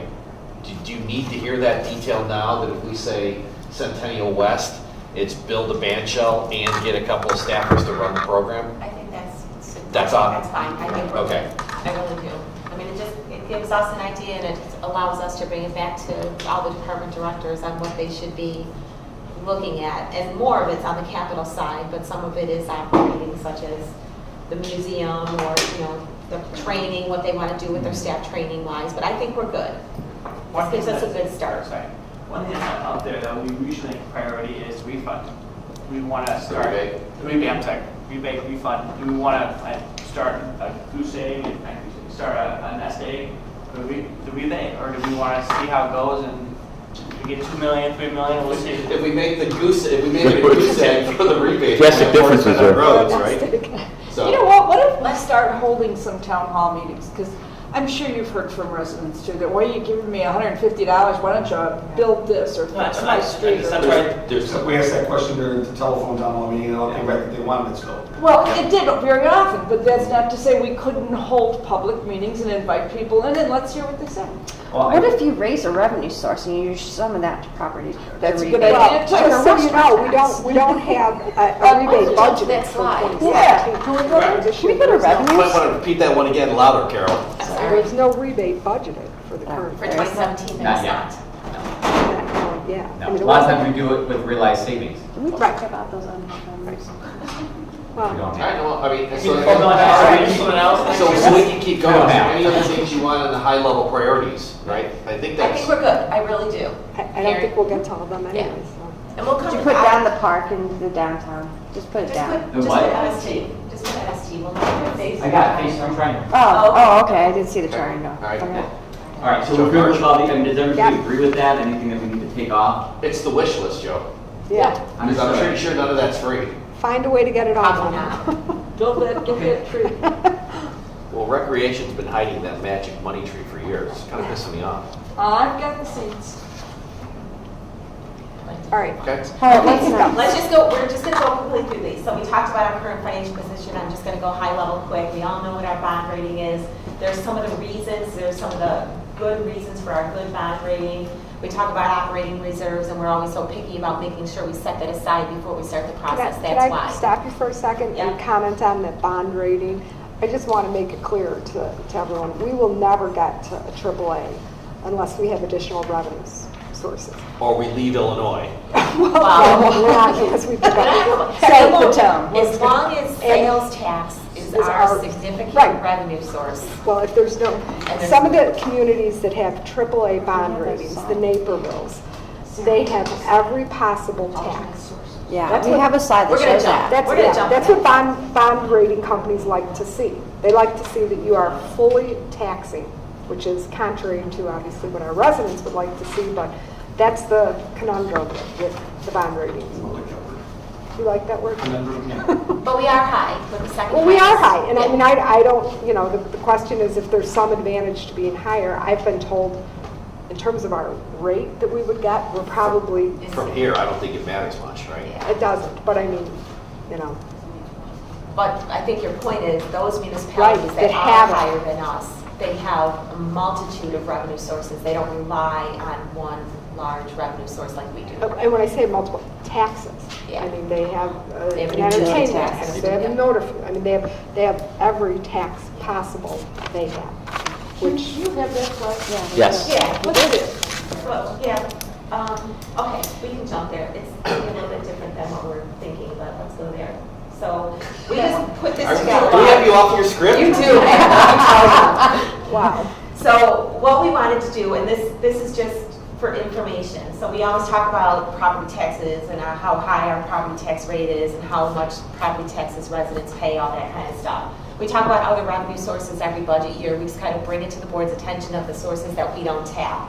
So we thought we'd just kind of put it all on one screen.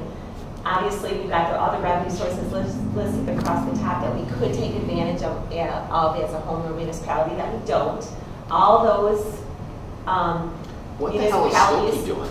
They've had a 25-year property tax freeze. Because of Then that. they That's have all the these other point. tax I mean, rates to offset. that, But look at their tax rate. It's still higher than ours, even with a 25-year property tax. No, I just thought they were like whacking people with the real estate transfer tax or something. So That's my just- point on this is we have the lowest property tax rate of all these municipalities. And we are the only municipality of all of them that has none of those alternate taxes. And we have a EAV, debt to EAV ratio of somewhere in the middle, so our debt's moderate. But this tells a huge picture. We have a low tax rate and we don't have any of those other revenue sources. I mean, and at some point, we're gonna have to take the dive and at least explore it. And I think, you know, we talked about at least looking at what the ramification of a amusement tax or a food and beverage tax, I think it was. And also, and those, that does not include, these don't have park district, or they have park districts Well, too, we made right? them comparable. Oh, we made them, okay. Yeah. The other thing is, you know how every year we kind of look at that long-term financial plan that we put together? We don't usually bring it out at the budget meetings, but we all look at it, we all know it's there. We, as we've seen in prior years, we do. We have one available if you want to pull it out. Yeah. Okay. It's rough. Let's go. It's only May. So let I'm Sarah very go good at through it. ocular regression, otherwise known as eyeballing it when it comes to numbers, so Okay. let's go. So we talked about how we're not going to be able to sustain if our revenue sources don't grow and our spending continues to grow. So just keep that in mind.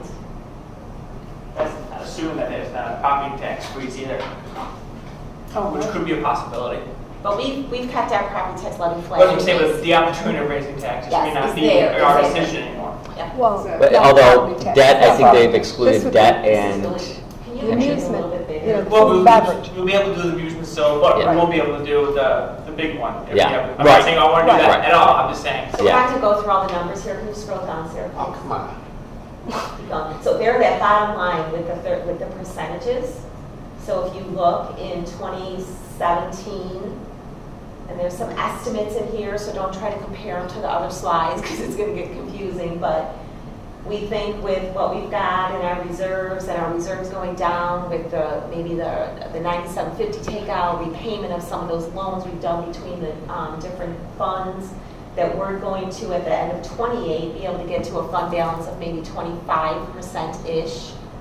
But when you look at 2019, we are now under our 20% threshold. This is just the general fund. Because, what are Because- the three drivers? Because we have revenues, keep going up, we have revenues growing very slowly. And yes, we're always conservative, Right. but we come in pretty close every year. So we've got a flat property tax levy. All of our other revenues are growing very slowly. Even sales tax, while it did go up a little bit, it is growing very slowly. So we've got revenues growing at 0.5%. We've got salaries growing at 3%. We've got benefits growing at 6%. And we've got other costs we just put in at 2% because they are growing over time. So our revenues are not growing as fast as our spending. We're going to end up dipping into our reserves. Why 6% on benefits? I thought we were trying to hold it at 3%. That's about what we were at last year. So we just use the same methodology. Overall, I think we keep getting at when we show those graphs, we have like the CPI. Well, and that's kind of what we were directing Paul to get to, which is a total compensation change of 3%. And that is what we get to. But the compensation is so much more of the total employee benefit than the benefits are, so. Because otherwise, that's gonna eat the village. That's why we had that conversation 5, 6, 7 years ago, which is that was gonna, and so that gets us right back to the same conversation. Nobody wants to see anybody lose their jobs, but if you keep inflating like this and your pensions are totally out of your control, and your year to year, our health care, if we have a bad claim year because we're self-insured, we're screwed. So anyways, the reason we do this is just kind of show that if we stay where we are today revenue-wise and our spending continues to grow, we're going to end up getting to the point where we're not at that 20% reserve required by the board. And if you look, it looks like in 2019, based upon what we know today, and obviously things change, that we're going to be there. And we presented this the last 3 years, and you've seen it, that we've always projected that to happen in 2018 and 2019. So, Well, which is why I say, I think this is the year to at least have the consultant do the study on what impact it would be on our businesses and on our revenue stream if we had a food and beverage tax. Yeah, now we did just some back of the envelope comparisons to other municipalities that have these taxes, and we kind of backed into what ours would be. Food and beverage, we think would generate just over $3 million a year. What percentage is that? 1.5. Electric tax was about $1.3 million at 3%. I'm kind of using the reasonable ones. A natural gas tax would only be about $400,000. Music tax about $560,000. So, music tax. What about real estate transfer tax? That was about $793,000. I think that one though we have to go to referendum to do. I don't think just our home rule status is enough. So when you're saying food and beverage, are you talking at a restaurant, or are you talking the grocery store? No, Like the county is already gonna, It's a restaurant. the county's gonna kill us with the 7 or whatever, 7 cent Yeah, thing. the official name of it is food and beverage, but it's the It's It's restaurant. not groceries though. It's not groceries, it's restaurants. And then some of the, like Naperville has an additional one if it's in their downtown.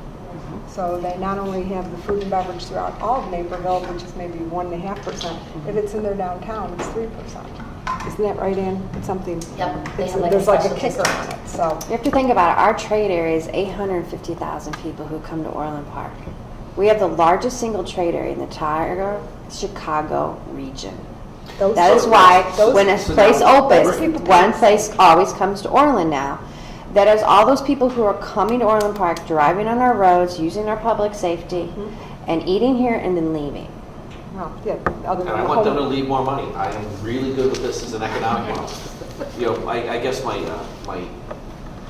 general reaction is probably the same thing you guys have heard me say for a long time, which is, I don't have a problem looking at the revenue side once we feel like we've squeezed this turnip enough to say we can look anybody in the eye in Orland Park and say, we're running this place as efficiently as agree. possible. I don't disagree. I agree, but I think we need the numbers. I think we need to seriously look at that, because I think we're starting to squeeze this. I mean, I've only been around for 4 years, but I think it seems like the squeezing is happening. So I think we need to seriously look at that to see what would the food and beverage tax come up to. Would it affect our businesses? Well, Do you and think, that's you what know? Or just, do we want to let the levy start to float? Yeah, and We've forced ourselves to live with a fixed levy. So, you know, the question is, you know, this becomes a tax policy issue. So personally, I don't have a problem with looking at other revenue sources. I don't have a problem with, after we continue to try and find the last penny under the cushion on the couch kind of thing, and then go reach for revenue. Never had an issue with that. It's how. Do you leave the levy fixed and you jack these other taxes and you keep the rebate so our residents know that our 800,000 customers are paying for the Right. police department? Right. Right. Well, let's have the total tax policy conversation. Well, I'm assuming, and I wasn't around when you did the home rule sales tax. I mean, That was part of the argument. that's the argument. I mean, I don't see what's different today, other than, I mean, you could take some of this new revenues and earmark it for parks or capital. capital or. And Tinley Park and Oak Forest, what are their taxes that bring in those additional revenues, do you Another know? slide that shows that? I don't have a slide for that, but Tinley Park has the amusement tax. oh yeah. If That's the sweeter- $12 Coronas at a But, concert. yeah, I mean, they have world, They Right. have it. And their convention center.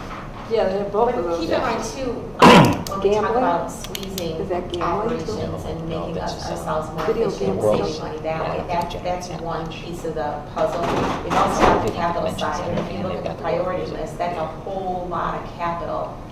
So an alternate revenue source doesn't necessarily have to be used to fund our operations. I actually think Right, the great but- thing would be to but- have it fund our capital instead, just like the home rule sales tax. What, the amusement tax in Tinley Park, what is it tax besides the World Theater and Convention center. Convention The Center? convention center. Yeah, I think that's all they really have there. I mean, Odyssey? they don't No, have. they have Odyssey. What about? Oh, yeah, so it would be the Odyssey Center. Is there a So, Chuck E. Cheese over there or What something? I'm thinking about Yeah. is if we went to some paid concerts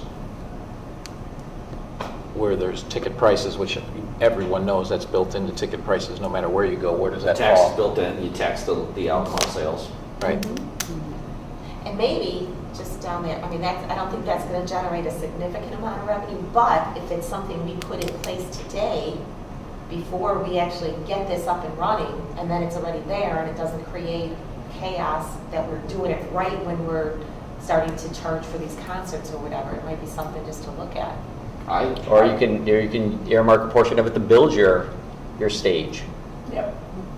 Yeah, no, we could think about these as projects and try and make them as self-funded as possible. You know, we've had plenty of these conversations as a group around other ideas. If you start getting big tournaments coming through town, right? Yeah.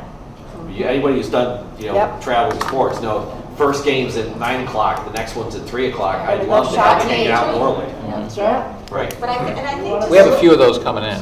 Yeah, I think just looking at this and looking at what we've survived on, all through, from starting in 2008 on, what we've survived on, we've not increased our levy for 6 years. I mean, we've done a great job surviving on our existing revenue sources through a lot of tough times. I would think one that we have to stay away from is the utility tax, because that's directly affecting the residents. And we have It's just such, we have a residents. great, our population is, there's a lot of That's why the seniors. food and beverage And makes sense. A lot of it's not even our residents. We Yeah, but have you go to we a have a water restaurant, issue coming up as it is. they charge you Exactly. $3 for a glass of iced tea, which is insane. at all Yeah, of our but you know what, they restaurants. can Well, what's our adjust that overall rate sales if they tax? think it's too expensive. 3/4? Three quarters, yeah. Or we, change that. I mean, here's another There option. are, did you have that slide or what the others? Here's another option is that, we have this, we sell the stickers. And you could increase the food and beverage tax, maybe up a little bit higher, and then eliminate the sticker sales. You know what a lot of these communities do I too? mean, is that they could be think kind of a that- trade-off of, it helps Savings justify, to- yeah, I mean, it savings to our might, residents. savings to our residents.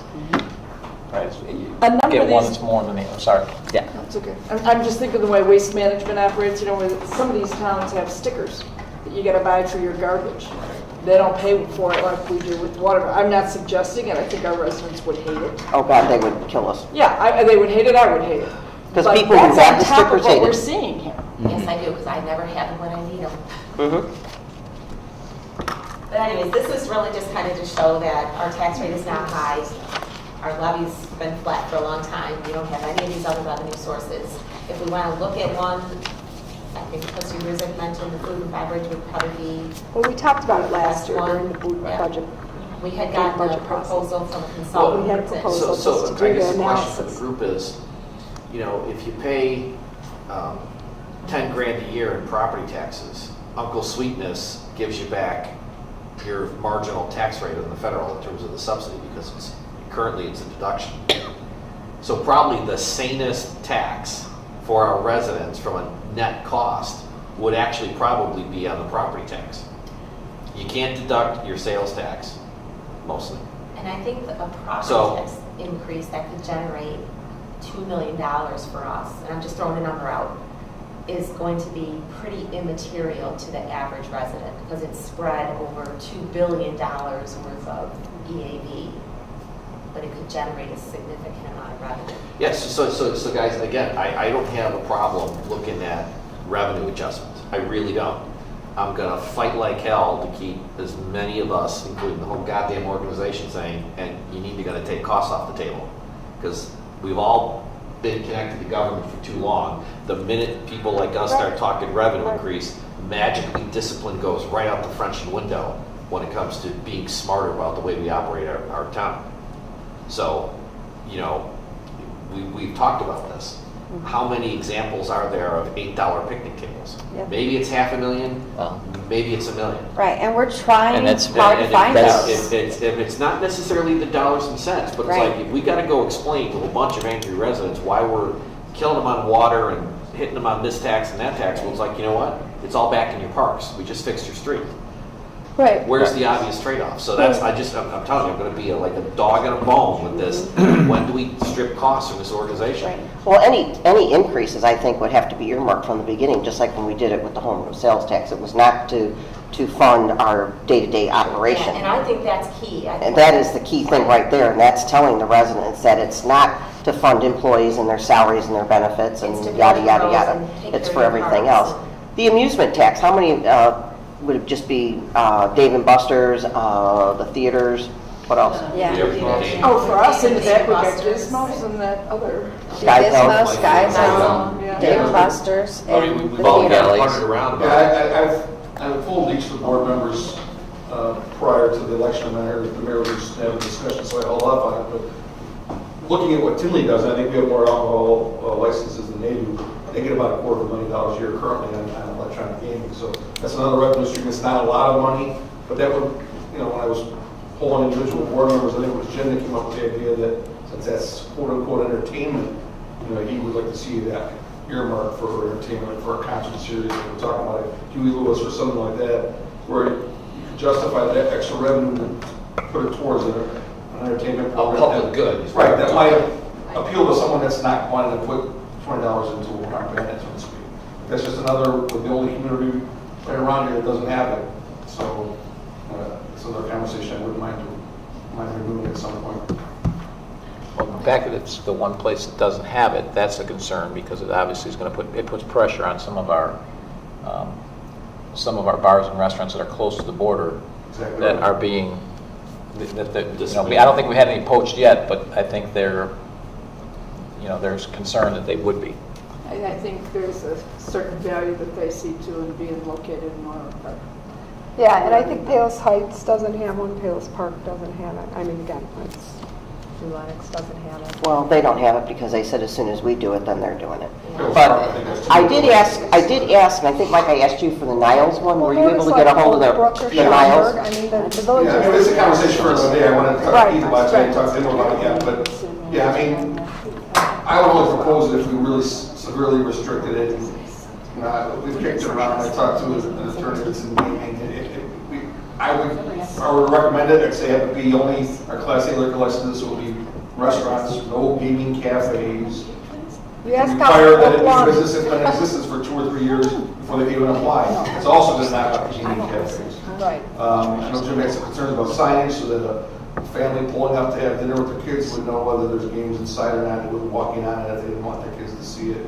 So there's all kinds of things we can do, and Niles was a no up until this past year. They just passed a very restrictive ordinance. Tinley was a no until a couple of years ago, and they saw their neighbors not having problems with it, they put in a restrictive ordinance.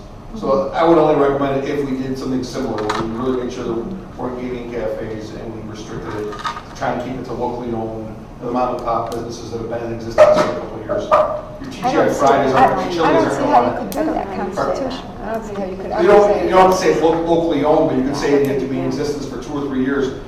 Asking a bunch of other towns that have done it, your TGI Fridays and Chili's don't want it. Oh, yeah. They're corporate, they're not gonna do it. So, but like you look at your smaller restaurants and pubs, like your Mackey's and The your ones Fanny's and that- your Panny B's, like Keith said, Panny B's, you can hit a 9-iron from their front door and be at Homer Glen, and they can move right across the street. And yet they've added on how many times? I know. I Yeah. think they. But anyone thinking that these bar owners are making a lot of money, I represent. So Mike, when you say 250, Tinley revenues are about 250? The village gets about $250,000 a year. And we'd be more restrictive? No, I'm just saying, I don't think Tinley's they got a lot want of to be locations, cafes. and they're Well, starting they to do, I do don't know. So if you, We have more licenses than they do, last time I checked. but I would encourage, if we do it, to be more restrictive. Yeah. We need to You get understand the hold of revenue's not gonna Niles be one. 250 then too. Oh, you do have it? Could you Yeah, get it to all of If us? we're gonna talk revenues, right, we might as well look at this. Because Tinley has way too many places, they wind up with these piss-ass little shops with 15 machines and bad No, they sandwiches have and one cokes. license. Yeah. So is this something we want to look at? Do we Well, want- no. I'm gonna talk to Keith about it, 'cause I talked to everybody else in one-on-one, that's something I just wanted to bring up for us to have a conversation. So of all these things up there, right, real estate, you said, has to go to referendum?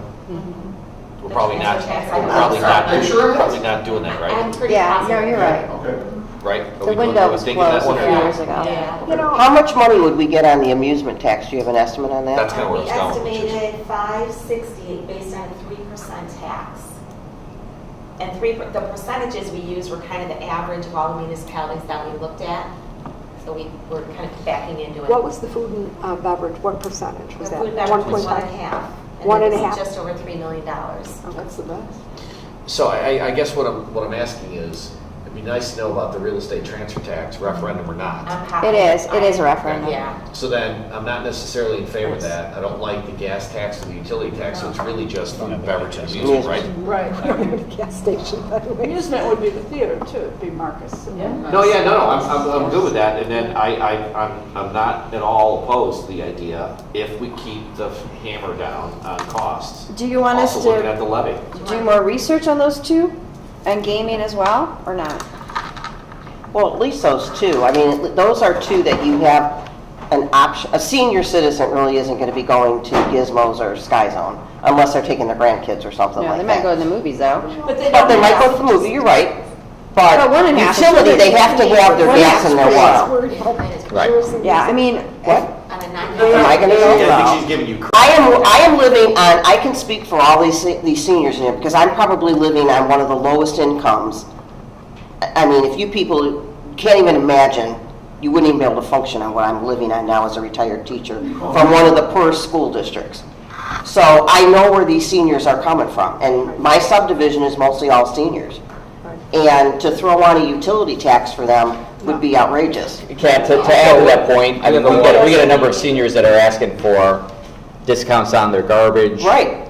You know, water, I mean, just everything. So, I mean, they are strapped. They are strapped. Services like that. You have a choice whether you want to go out to. Exactly. right, right. It is a choice. Yeah. And we already have the water issue with utility, that's. Right, the water bill's gonna go up. And again, you could do some trade-offs too. You could say, hey, we're no longer going to do the stickers, but we're going to increase the food and beverage and the amusement tax. Right, if you check Then with it's most spread seniors- amongst everybody. It's not just Spread against, around all the people who are using. We don't water our grass. We hope and pray that it rains because we just can't afford the extra on it. So am I we hearing just a don't do it. consensus that you want us to look into the restaurant and the amusement and the gaming? And what are stickers? Those are stickers about eliminating stickers. It's $30 a sticker. Yeah, but it's about 500,000 a year, about $1 million. But what's it cost us to do Every the other year. stickers? About 100,000. That's positive too, and you're basically telling residents, we're taking this off and we're giving it to, and, you know, and we're gonna spread that. If we talk to residents through the swaps, Yep. right? Right, This right. is going, but we're doing this, and it's out of town. This is why, yes. So when you're looking at a potential restaurant, food and beverage, what's the difference with our home rule sales tax? You still, they pay that now. No, I know that, I know that. So but this would go you're- on top of it. you're- It'd you're be another looking- 1.5. I get that, but you're Yeah. looking at surrounding suburbs and comparing to them. I'd like to know what the comparison is with our additional home room sales tax versus theirs. Oh, we have that. Yeah, We took. I don't need, not Yeah, now, yeah, we not got now, it. but Yeah. as part of that comparison. Yeah, what our rate is. So there's quite a few that are higher than what we are in home Okay. rule sales tax. Then somebody mentioned that earlier, that Yeah. might be Yeah. worth looking at. Just, when we're talking about revenues. And I could tell you, I was just gonna say, in terms of retail categories, so, some of the retail sectors went down last year, like apparel dropped. We dropped in apparel, we dropped in furniture and electronics. But the areas that we actually went up in was restaurants. We went up $8 million in sales in restaurants last year alone.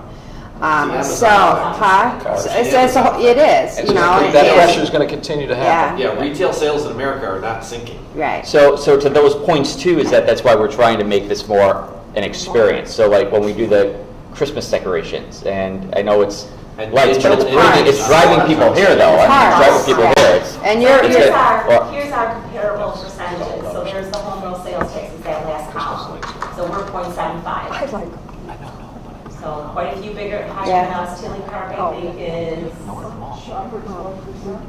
So what would be our revenue pop if we went to 1 on the home rule sales tax?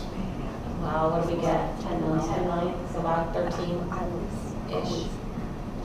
13 million?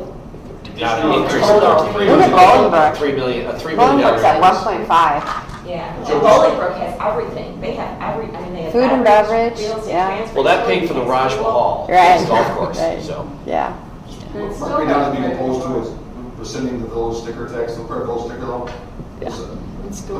My police background, it's a valuable tool for law enforcement. Okay, all We right. don't, we're not one of those villages that Might be. prohibits parking on the street at night. So if you're a patrol officer, you drive by, you can see right away which cars belong in town. Right. Sorry, revenue stream we're getting, so I And we prefer not getting rid of don't, those. we don't use that to fund operations. That money is transferred over to capital every year. Yeah. So that Yeah. enables Yeah. to funds our capital. But Mike, Trustee Carroll, what I'm hearing you saying, it's more of a safety issue Oh, as safety. opposed to, yeah, okay. Do we find people enough? Well, I have one code enforcement inspector, so. But hey, we're gonna get you drone technology. Then you're gonna send pictures of people's crappy lawns to their cell phone and say, pay up. or cutting off your We water. actually do bring in quite a bit. We actually do For the bring in board of quite a sure bit. that We'll make sure this is recorded. College alone, Cheryl Jordan too. Well, I would say just Cheryl alone brings in about $350,000 a year. Well, but, you know, let me give you. She's a little bulldog. Do you guys remember, do you remember the crane debate down on I-80? When Manitowoc Crane Yes. wanted to put a repair service out there? Oh, yes, I was on plan. So, again, I don't know if you knew this story. So we had a firm that wanted to come in, and it was they were going to do the big cranes. They were a repair shop. So you'd have cranes being repaired, and then the residents got excited about it. They wanted us to make them take the cranes down every day or start finding them. So I said to Ken, what's our maximum fee? $750. It's like, okay, let me see how much it would cost to deconstruct a crane every day. And so we started this debate. I don't know if we've ever raised our fine structure. We have. Have we raised it? Yeah, but it's not enough. Small, and it was a while ago. It's not enough. It's definitely not enough. Yeah. And we need more And than we have one not person. raised our building permit fees either in over 10 years. And I think Not water tap fees, we've raised those, but we have not raised all of our other fees. Do you want us to look at? Yeah, because, you know. No, I agree. So I don't want to raise water So tap we're going to raise fees. fines without raising fines, because I do hearings in 8 villages in the county right now. You just get word to the hearing department, which would be a hearing officer, whether it's the same person or someone else. You can go day for day on those fines. So without the village board setting a policy that we're raising our fines. We do fine daily Oh, though. I know, but doesn't happen as often as Yeah. it could. We're at the mercy of the hearing officer. That's what I'm saying, because I've sat in those hearings before I was on the board as a defense attorney for some of the defendants, and Yeah. very rarely goes day for day. Yeah, it's a frustration we have to. Well, plus we also, all our money that we have on liens on houses, a lot of times we never even get that money back. it takes a long Not until it time. sells. Right. Right, and even at that, sometimes Right. there's negotiation with the attorneys, Right. and they drop the money. Right. They drop the liens. I mean, just to add to all of this with raising fees, you know, at Monday's board meeting, we're going to be talking about the original water system and the cost of that project, which is going to be passed along to our residents. Are we going to blame that on the new guy?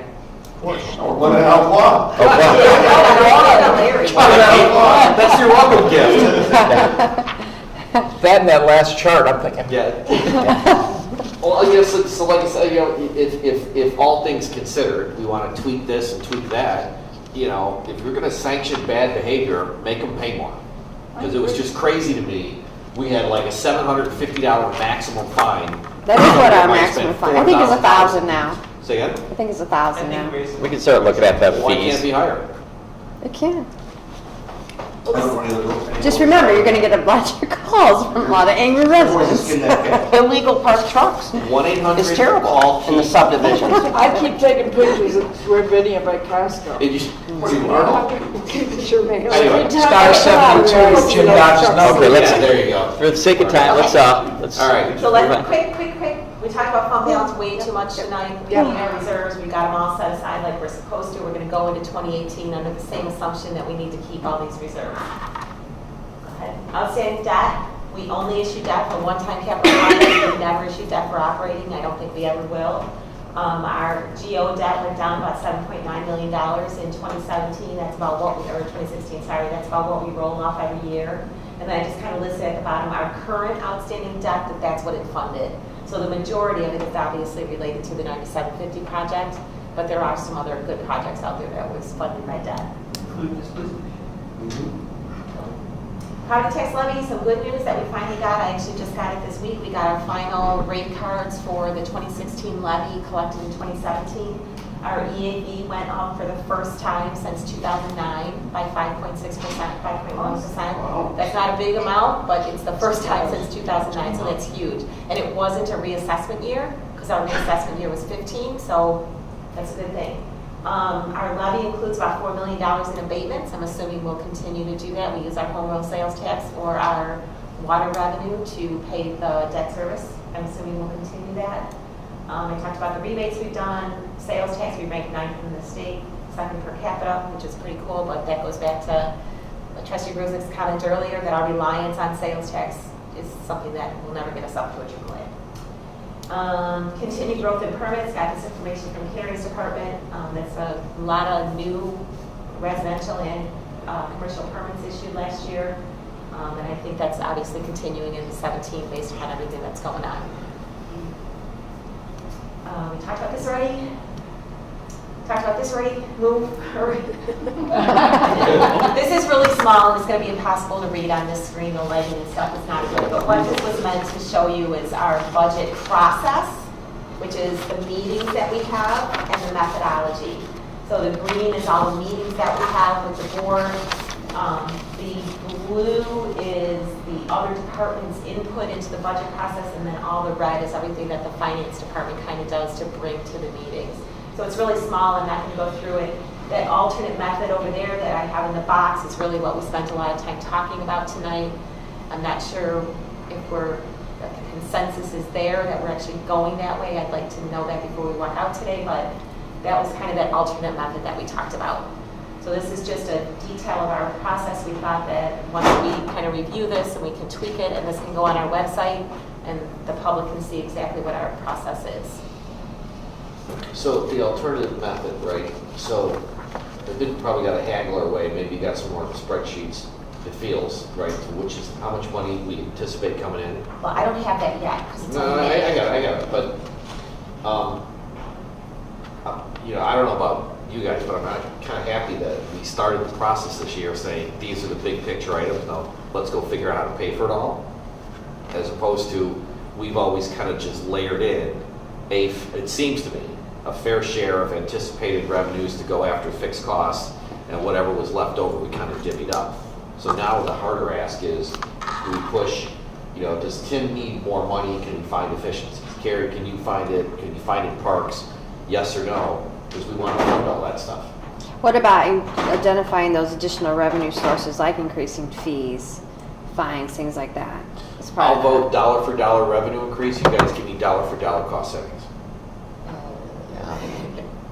I mean, some of that's not going to be realized. No, I'm You just want saying, $5 I'm just million saying, in I mean, we revenue, haven't give me raised $5 million permit fees in 10 savings. years. So I got $10 million swing. Yeah. Happy to vote for that. So and I think if we move on from here, Yeah, look at Okay. our, Sorry, Carrie. Well, so, I mean, next steps, so, I mean, Yeah. you want to break down, go ahead and finish this. well, yeah, because. Because we need to know what we take away from Exactly, here. we need to kind of bless our assumptions, bend apart from our revenue. So our assumption right now is that the levy's going to remain flat. If you want to change that assumption tonight and say to us, grow the levy in some fashion, maybe grow it just to cover pension cost increases, and just that, then we'll take that back and we'll formulate the budget that way. If you want us to keep it flat and bring it to you that way, and then we go through the budget, and when we realize we don't have enough money to do what we want to do or whatever, Go back. we go back, or you could tell us now. I know last year we talked for a long time about growing our levy for pension purposes, because we don't really have control over that. We could do it that way, just kind of looking for some consensus so that when we put the revenue numbers together, we know how to put them together.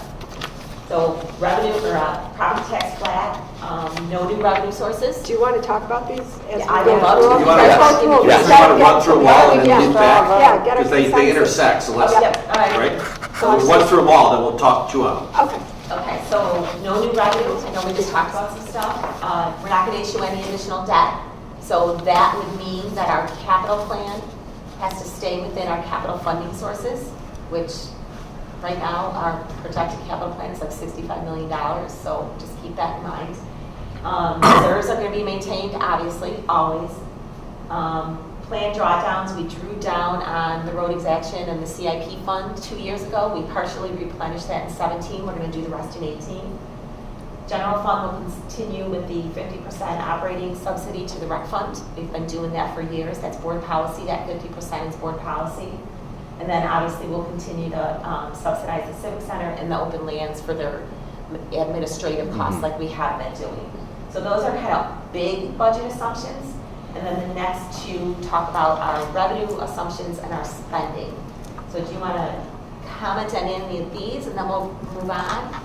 That's probably the best thing, that we were just keeping it very methodical. Yeah, the other thing, in addition to the levy issue, is depending on what happens in Springfield, there's the governor's plan has distribution to us on income tax changing, all the municipal dispositions changing. I mean, so I'm okay with at least the conversation of raising the levy just to cover the cost of pensions. We talked about it last year, decided not to do it, but I'd be willing to at least visit that issue because of the uncertainty of what's happening in the Supreme Court. Okay, so can Depends on we what's in the formulate the legislation. budget with the levy increase for pension purposes only and all the other levy line items stay the same? I would say leave Do they it, ever pass anything? leave it, I'd say leave it flat if we have to, when we get into it. Okay. I mean, that's my opinion, but everybody else needs to I give guess their my opinion. opinion is to stretch ourselves to try and find where the savings are before we look at those other sources, and if we need to look at other sources, then we do. Okay, and that is absolutely fine. We will probably have to have, Sarah and I were talking about it a little bit just here now, we will probably have to have an extra hearing put in here because I don't know that we're gonna have enough available to have any of that excess left that we want to use to dole out on what we get from the department. So I'm just throwing it out there. If you remember, we had that probably in like 2010, 2011, where we actually came to you with like a negative amount available. So I just want to kind of throw that out there. And I'm fine either way. I'm just, Well, then we can have those priority discussions based on each of the departments, what they're prioritizing. well, this would be long before the departments even started formulating their budgets. We'd be able to kind of tell you what we had available. Sorry, just so, quick question for you, Marie. So, issuance of additional debt as a revenue source, right? We've never really done that, or are you? We only issue debt to fund capital Right, projects. so, okay, so that was easy. Not changing the reserve policy, that was easy. Planned drawdowns from prior discussions, that makes sense.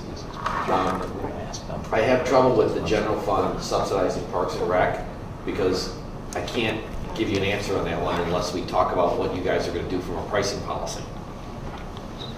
So I don't think this is a bad set of assumptions, right? But that one I got a hedge on because I'm not quite sure if we start changing the fees at all of our facilities, you start nudging them up, does that number move? I don't know. Well, and that's the thing, the way that it's set now, per policy that we talked through many, many years ago, not that we can't change it, but the way it's set now is we've got program fees, then we've got the subsidy, which is 50% of their operating expenditures, and the plug is the property tax levy. So if we want to reduce the subsidy by some amount, the thing that needs to grow is the property tax levy. Or the program fees? Or the Or fees. program fees, but you, and yeah, absolutely, but those program Right, fees so you are cut costs and you sensitive. raise revenue. So, Right. If you recall too, like for the pool and all, we just raised those rates. yeah, that's a pretty stark It'll be difference. I mean, 7 to interesting. 20 is a pretty good delta. Well, let's see the impact. Right. You know, the property tax levy, picking up the theme on Mike, the last, I don't know if it was a IML alert or not, but one of the pieces of legislation that went through in the Senate, I think, property tax was froze for 2 years, but it was kind of gimmicky because Chicago was excluded and Right. you could raise it. For pension and You debt, could raise it for pension. and debt services. So round numbers, what do you think the pension increase is going to be? Just, is it $1 million? Is it 250 grand? Just, you know, guesstimate. Yeah, I It's can't usually a tell couple you. hundred I can't thousand. tell you. Okay. I'm gonna because- say it's gonna increase $600,000.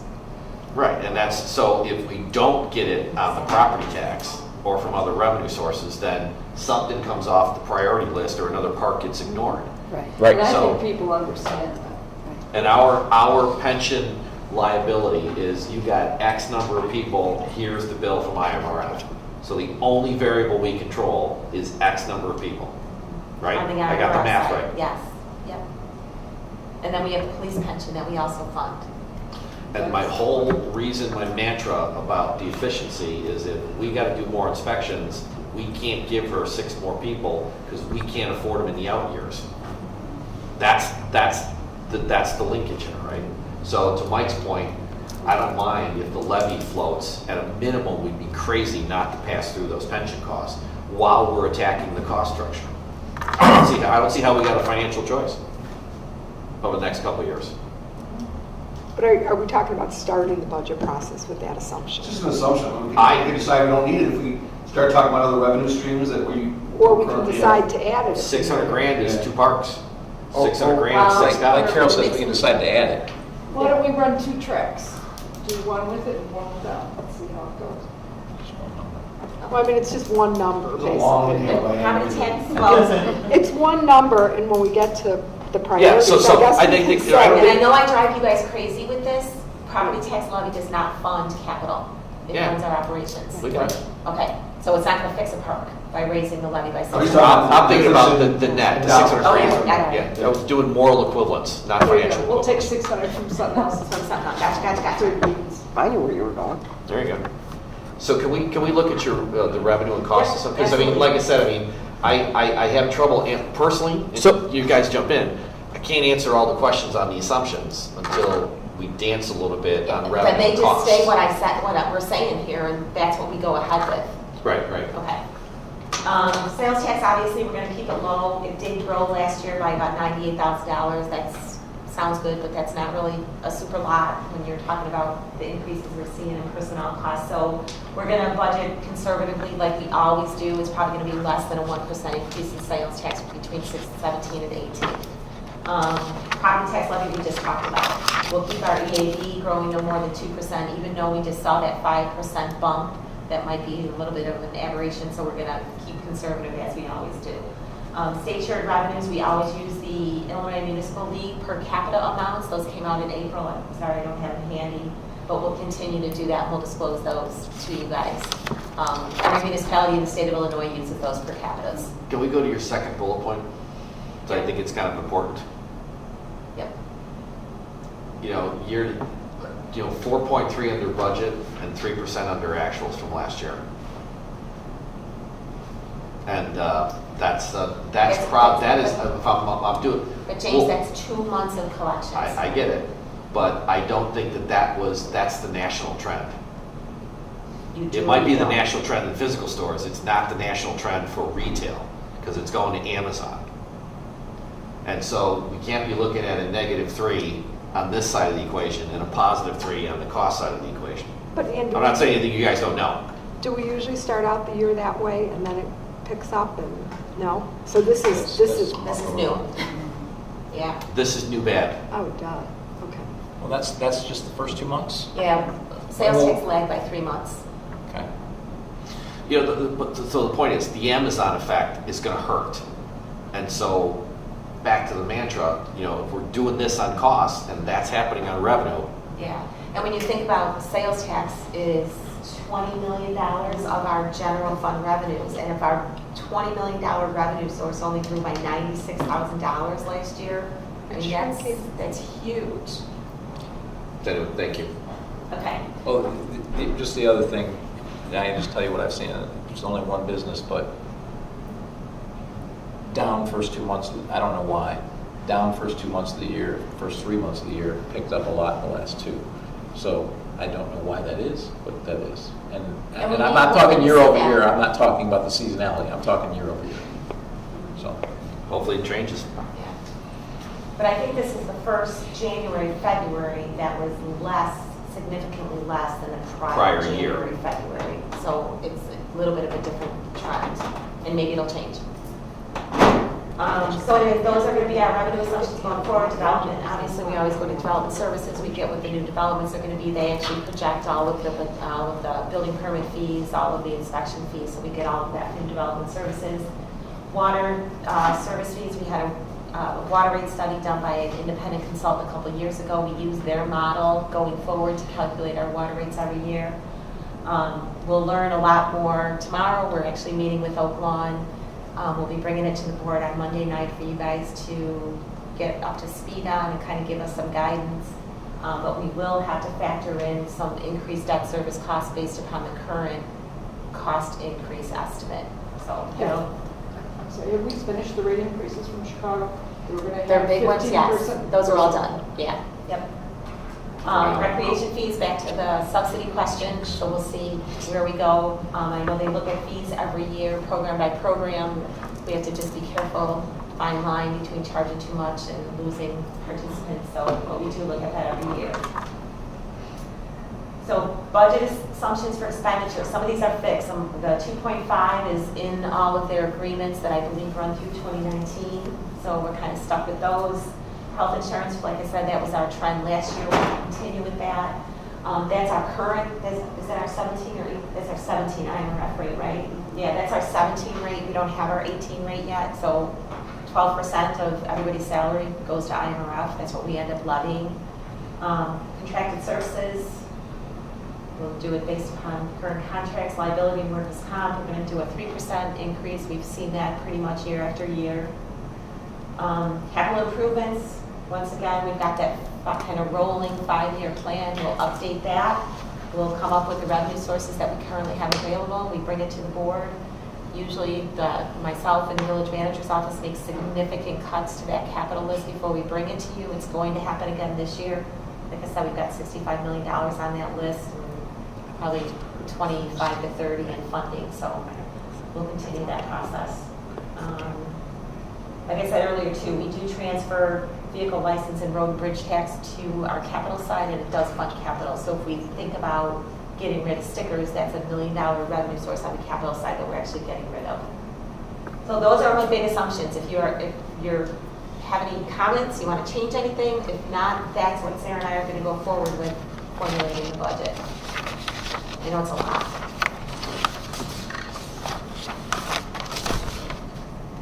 So I guess. Do we ever do comparisons with our rec programs and other fees with other communities like Tinley or Yes. our Every neighboring year. ones? Every year. And are we below or what? I'm not positive. Overall, I think we're pretty Right. darn close. Right. I think there's Yeah, we're some we right with exceed and some we're under, but Okay. I know they look at that every year. And if there's not enough enrollment to justify classes, she drops them on Right. an ongoing basis. So the personnel costs, we're locked in. There's no flex on that other than literally headcount, which I'm not advocating. Yeah, I mean, that's, the only one that we're not locked in on is the non-union, and That's a handful. less than 100 employees. And the only headcount that's potential is if we have retirements and we've got process improvements that allow us to not backfill. Right. Right. Correct. Can you go back to previous slide? One more. So, yeah, I mean, this sure feels like, you know, if you guys can't put in savings, like, for example, 64 more hours a week buys you another park fixed, then we're going to have to raise revenue, right? Because otherwise, I don't think anybody's advocating to fire people. Now, just something to throw out there, the 9750 decision will change some of this. How so? Well, because if we liquidate and we take part of those proceeds and we pay off a line of credit at the bank and we use the rest of the proceeds, I know we've talked about different options. We've talked about just letting the rest of the proceeds just sit there to fund our future debt service payments. Or we can utilize a portion of those proceeds to pay back some of those interfund loans that are causing those large reserve fund balances. And if we do that, that provides cash in those funds. But then we have to remember that if we do spend it, that we have to still come up with debt service on $37 million worth of outstanding bonds over the next 4 years. Because those do balloon in 20 and 2021. Okay, so let's just assume it was a yes. What would it, in gross figures, what would you, how would you say it Well, would you've impact? got $29 million of what we decide to do with it. I mean, I wouldn't advocate that we just do $29 million worth of capital projects, because then 4 Still years got a from now, balloon we've got payment. Yeah, no, you balloon get- payments correct. due that. No, but we will Yeah, have balloon increment payment coming in in. 4 years, we're looking at to come up with $8 million. Well, we will have increment coming off the tip that we can pay the debt to in the Yes. future years. But not enough. Right. Right. But at So some it's- point, it will be sufficient. So But does this release any cash could provide flow? us with some. It does on the capital liquidity, side. Yeah. But on the Yeah. capital side. On the not capital the side, it capital does. That's what I'm side. saying, it's just, and it's just, Yeah. Yeah, that's- so, So the impact, you mentioned that it would have impact on reserves, that we wouldn't have to, Well, we'd still have our board-approved Sure, reserves, sure, but we but- have those inner funds between the loans where and how we much spent does the that, cash. how much does that account for? For the general fund, it's 14 million. 14 million for the general fund, and then home rule sales tax is like 16 million. Okay. So we can pay off those. we could. A portion. And that would, what would that get us, net us, in terms of cash flow? What would it free up the capital side? Well, on the capital side, if we paid back the home rule sales tax fund in full, it would free that amount up. Whatever we paid back, it could free that up. Oh, So what is that number per year? Home rule sales tax? Does it- About 10 does- million. no, I mean. What's the cash What's flow it- per year? cash- Does it, How if we much get is rid of the home rule? 9750 Right. and you It's get rid of about the 20 million and you park the other money because that balloon's coming? Oh, we can't really, should we talk about that now? About $4 million. Of cash flow? Yeah, I think that's it's what we really use now to abate all debt service payments, about $4 million. on the budget. Yeah, but it's not. Okay. To be seen, right? Because then Yep. if that cash flow happens, then you don't have to make all these adjustments. But Carol, I think what I heard you say earlier, and I don't disagree, is that smoothing out, collecting revenue from other sources is probably not a bad idea if we just talk about it within a tax policy change. So we don't hammer our residents and we collect it elsewhere. Home rule sales tax or the, I don't have a problem with those. I'm also going to keep barking about the cost. And just back to the 9750 thing one last time, we do need to keep in mind those big balloon payments that are only 4 years away. Yeah, no, I got you. If we increased homeroom sales tax to 1%, how much extra, that extra quarter? Three. About $3 million extra. 3 million? And that's about the same as the beverage tax?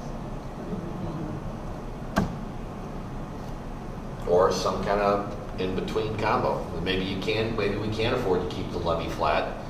You let some of the pension stuff flow through, because I was just mentioning to Kathy that the piece of legislation I saw allowed for a call for property tax cap, but you could let the pensions go through. Yeah. And then there's enough other benefits for our residents, like more cops, more streets, more parks, more stuff, then I think it's the totality of the conversation that works.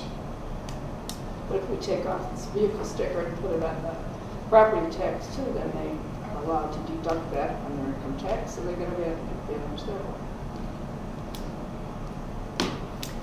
Cool. All right, so we're just moving forward as is then. So I guess back to the Your beginning of big our assumptions, discussion. right? Yeah, the big discussion about this $4 million of excess. Are we, I'm not really sure where we. Yeah. right, so that. I mean, it that's- sounded like you didn't want us to touch any of that. Well, no, I didn't hear that. Okay. Did you? I don't think anybody said that, not even Said what? Keith. Who That touch, who to told touch you a $4 that? million excess. We should no. just plan for trying to not touch it and then do what we need to. That's what I was Oh, hearing. okay. I didn't hear that. That's what I was hearing. I was thinking that maybe we were going to try and not touch some portion of it Well, this year. that's probably what's likely going to happen. Okay, Yeah. okay. So moving forward, though, when we're trying to develop this, do you want us to say only touch 50% of that? None of it? See, okay. If I had my druthers, we'd touch all of it for good stuff that we all would like to get. For the other priorities. Yeah, for the other priorities. So, Joe, the hard part is you got to get a whole bunch of gears to intersect here, right?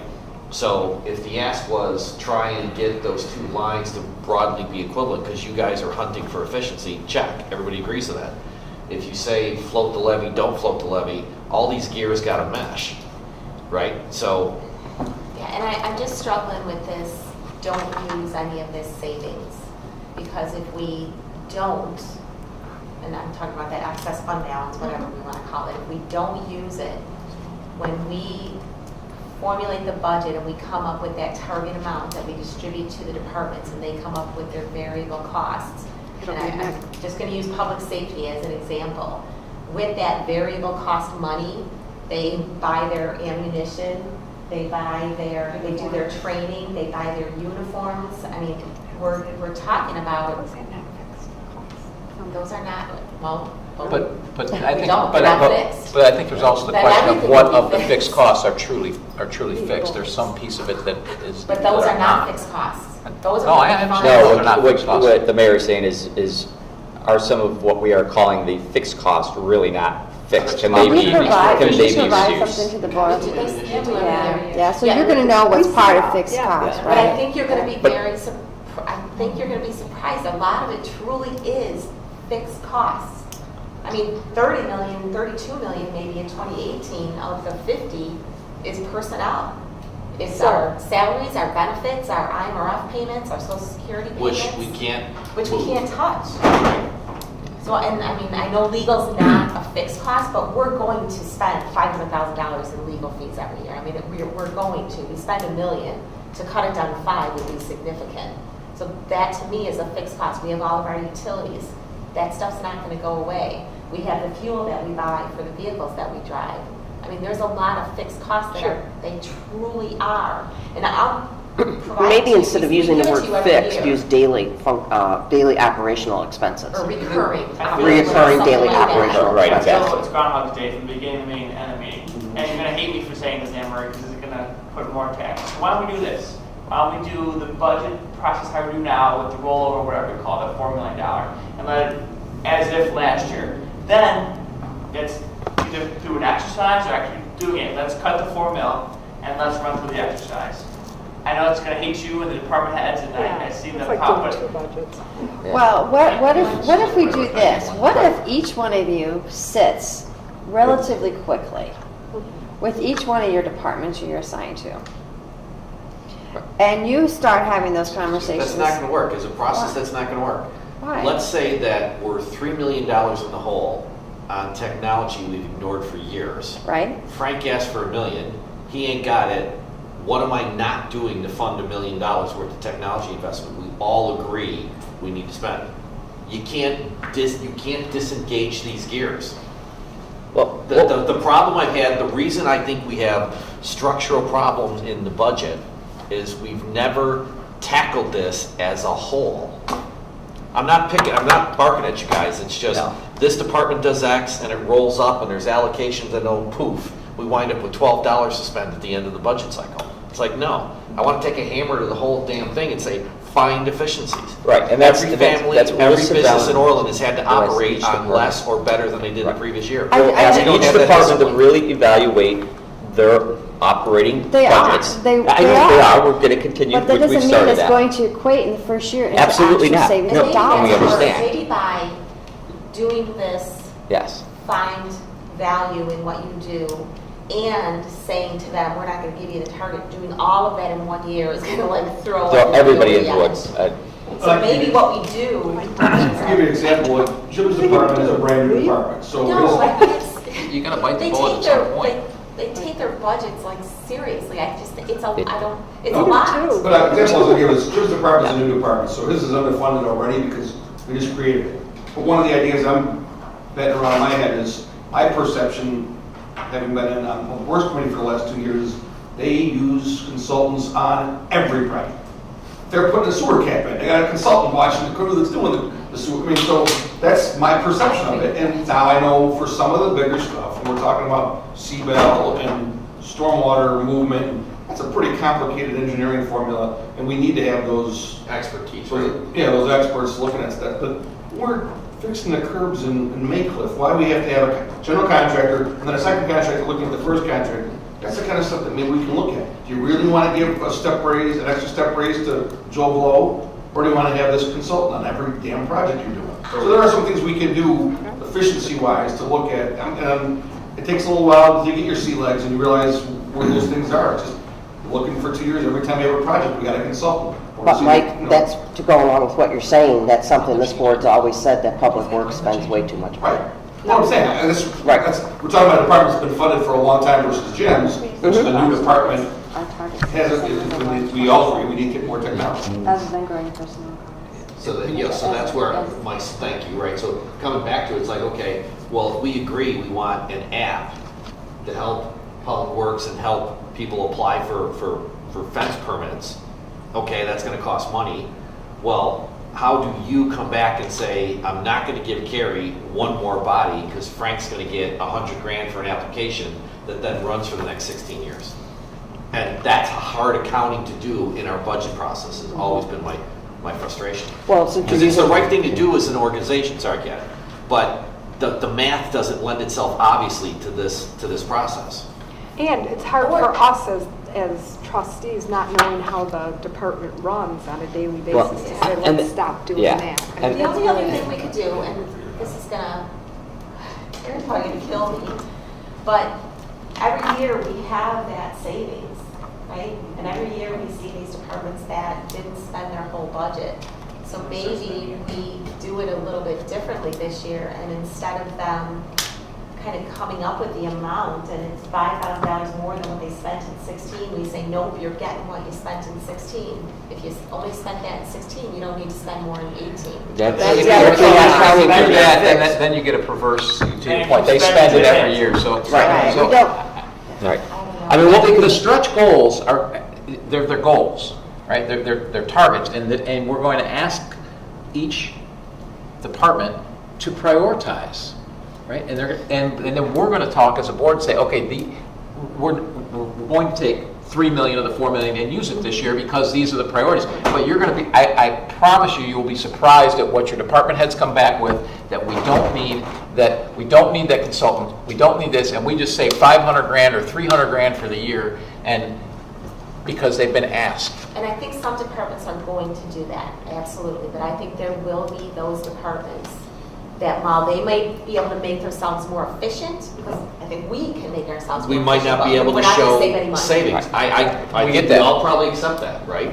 Because then I'm not spending for another body when you could stop doing picnic tables, you find 64 more man hours to go fix a park. Well, and that's, Or because of an app, our crews running around to fix potholes Staying are good. 30 minutes more, they get 2 more jobs done a day, so they can get that much more done each day, and we're saving money. So why don't we do this? Yeah, right. That's a perfect answer. So Anne Marie, Why don't we this do is this? going to be hard, right? There's going to be a great wailing and gnashing of teeth, so biblical. But I don't know if we've got a choice. Our cost trajectory and our revenue, we've got no choice. So how do we do this? Let us go back and we'll do what we do. We'll get our revenues together in the month of June like we always do. Most of them, to maybe do a little bit earlier than we usually do. We'll get our revenue estimates together. We'll calculate fixed costs based upon how we have. Maybe we'll tweak it a little bit. And then we'll have a meeting again like this where we bring our revenue. We bring that list of fixed costs that we bring every year, and we can move things around. If the board feels that's not fixed, that's something we should look at differently, then you'll have an idea of what is that remainder, and then at that meeting, we can decide whether the departments are going to get some of it to spend, or whether there's not even enough to do that, or they don't. and in the meantime, we're still asking the departments to look at what their current budget is and where they can find efficiencies, and if do they really need to use consultants for this, or is there a way that we can do a workaround and just start looking at their priorities and coming up with some of the non-value added items. So we'll kind of And they can start the process before we we'll ever still challenge come them back to look at their budgets and see what they can reduce, and really what's... I tell you, I've never had a conceptual problem, even in the public sector, that if you got 3 guys working in public works and they come up with an idea that says $500,000, that they get some benefit from that directly. Whether it's a bonus, whether it's some kind of, I've never had a problem with that. We've just never figured out how to do that, because you got to get everybody doing this crap, skin in the game. So they should be doing it anyways, because then when we get to that point of the board deciding what to do with that remainder, they've already got all those ideas formulated, what they're able to save. So whether you give them some, or we sit at a board meeting together and decide who gets what, we're going to know if that department has any savings that it's realized. We can have that conversation with our individual. Exactly, and I think that's... You want this? What can you give me? What are the trade-offs? Well, and that's why I said, I think it's a good thing to have it come as part of the Right. board budget discussions. They will be should be long. time. These meetings will be And I'm long. full-time, I have no problem sitting in on every one of those with someone. Yeah, well, I'm so down there's to two. about 50 cents an hour with all the extra hours. So I don't want to. When you're saying the remainder, are you talking about that 4.1? What are you referring to No, as I'm the talking remainder? about the target that we would usually distribute to the departments, and then after that target distribution, remember how we would have that discretionary money available? That, I'm talking about those 2 pots of money. Right, and We should be talking to our department heads before you get to that point.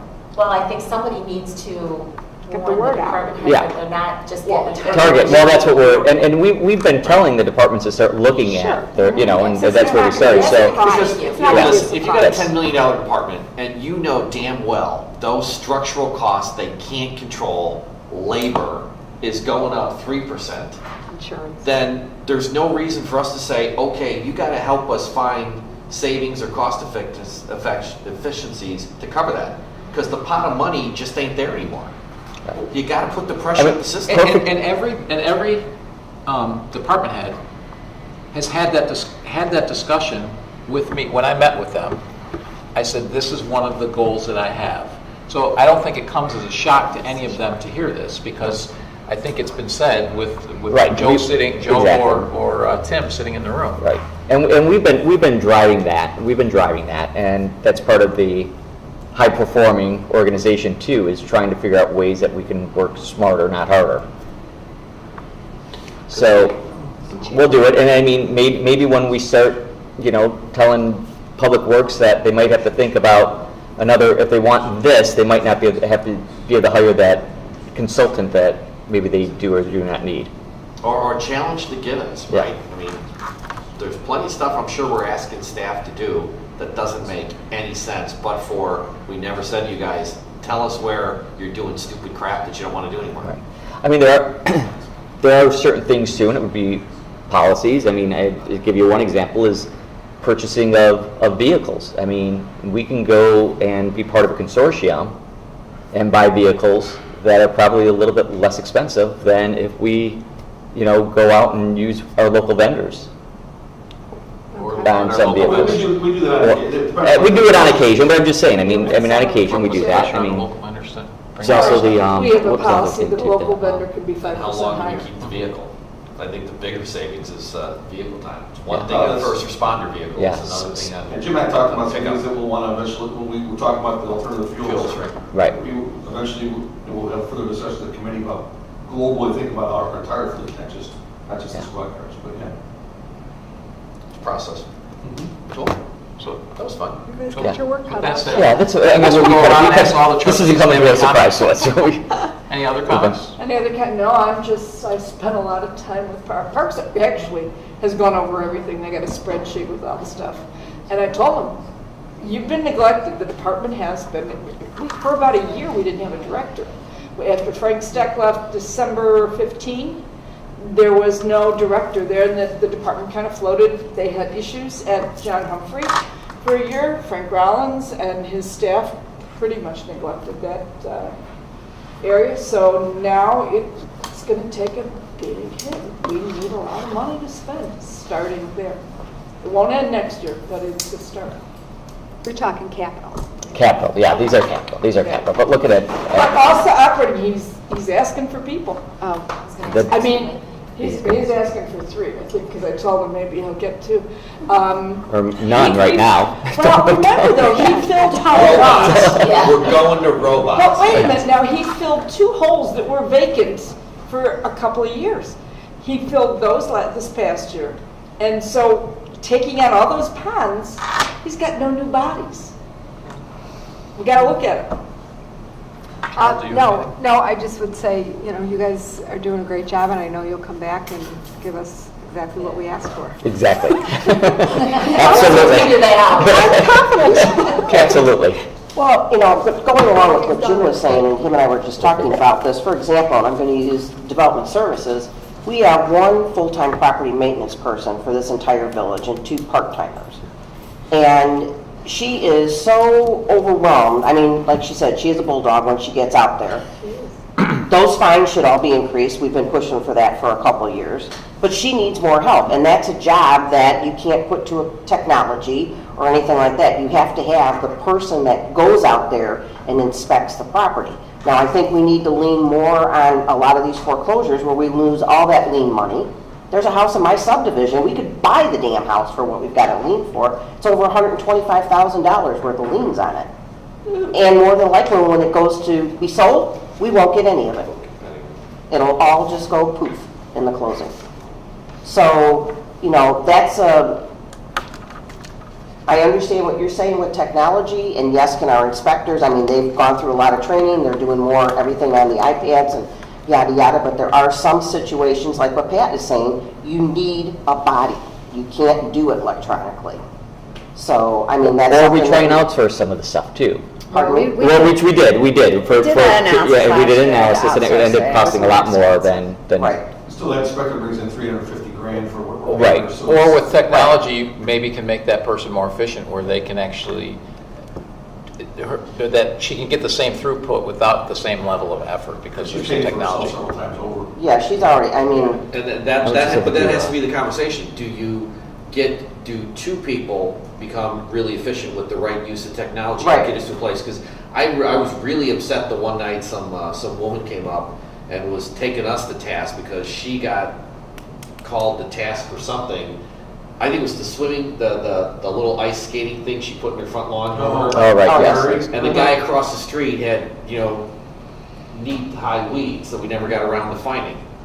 Bullshit, let's not do that again, right? So I personally think a lot of these things, which is the prioritization dance, 2 inspectors, this technology, $1 million worth of fines, better looking community. Right. Sign me up. Right. right. Right. Okay. Anything else? No, I'm done. Dan? Yeah, there's been a lot of talk, so I think everything's been said. And also we have to look at how efficient are we? Are we already an efficient organization? I'm sure we can cut here and there, but I don't want to scalp us and then things wreck falls. Development services, things fall through the cracks. When you start to cut too much, sometimes you have issues. I look forward to the conversation. This is a long budget process.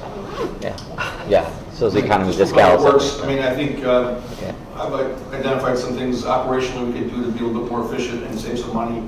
On the capital side, though, we gave the bare minimum on our roads last year. We had a lot of complaints over the winter time.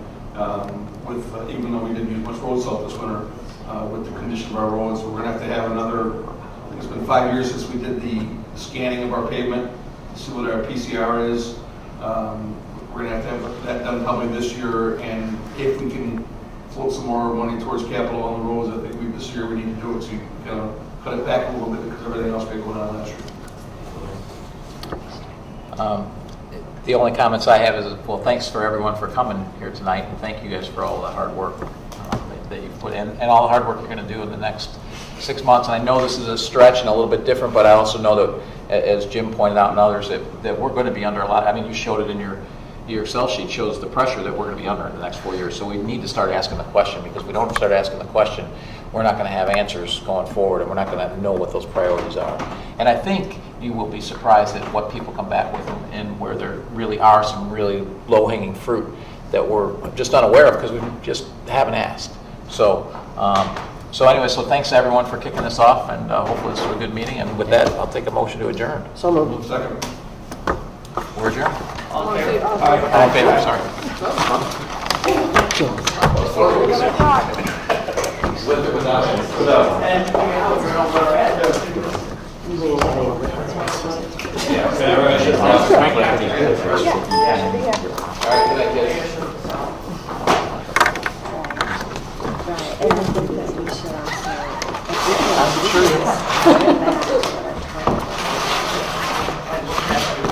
And I know that our salaries are growing, and some of our fixed costs, we could just roll it back to stay constant at 2017. That is a huge change. Right, exactly, because we're already Awesome, Tammy. You're gonna have to lose that too. You're gonna be working 3 hours. I'm gonna work at the pool. Double duty, see you, Carol. But just, you want to just. No, I have those in, I wrote them down. Keep talking, guys. Yeah, for sure. I see all the. Ignore the graph I drew on the bottom. I don't want to try to take these as unified decisions. Yeah. No, it makes sense. I mean, Amplitude, is that amplitude? Amplitude consulting, Okay, yeah. all right. I'll get to work on that tomorrow. Yeah, if you get those to me as soon as you can, then send them to me. Okay. Give me a call and let me know you sent them, because Okay. I'll be on the road, and I'll make sure to stop somewhere and get them off. Okay. You guys have. I'll send you. I'll send you. Hold on, let me We got the data, James. Obviously, one kids. We just need to try to keep it at 2017 with growing the fixed costs. Or is it tomorrow? Okay. Yeah, but she's got the card that all staff has. Directors have to sign. Is this just, This don't is just sign the board. this? No, she's got the one. And she's got all the Well, I have Pat's. Who gave me that? No, Carol gave me that. Carol gave me the money. Remind me that tomorrow. I'm gonna forget which one.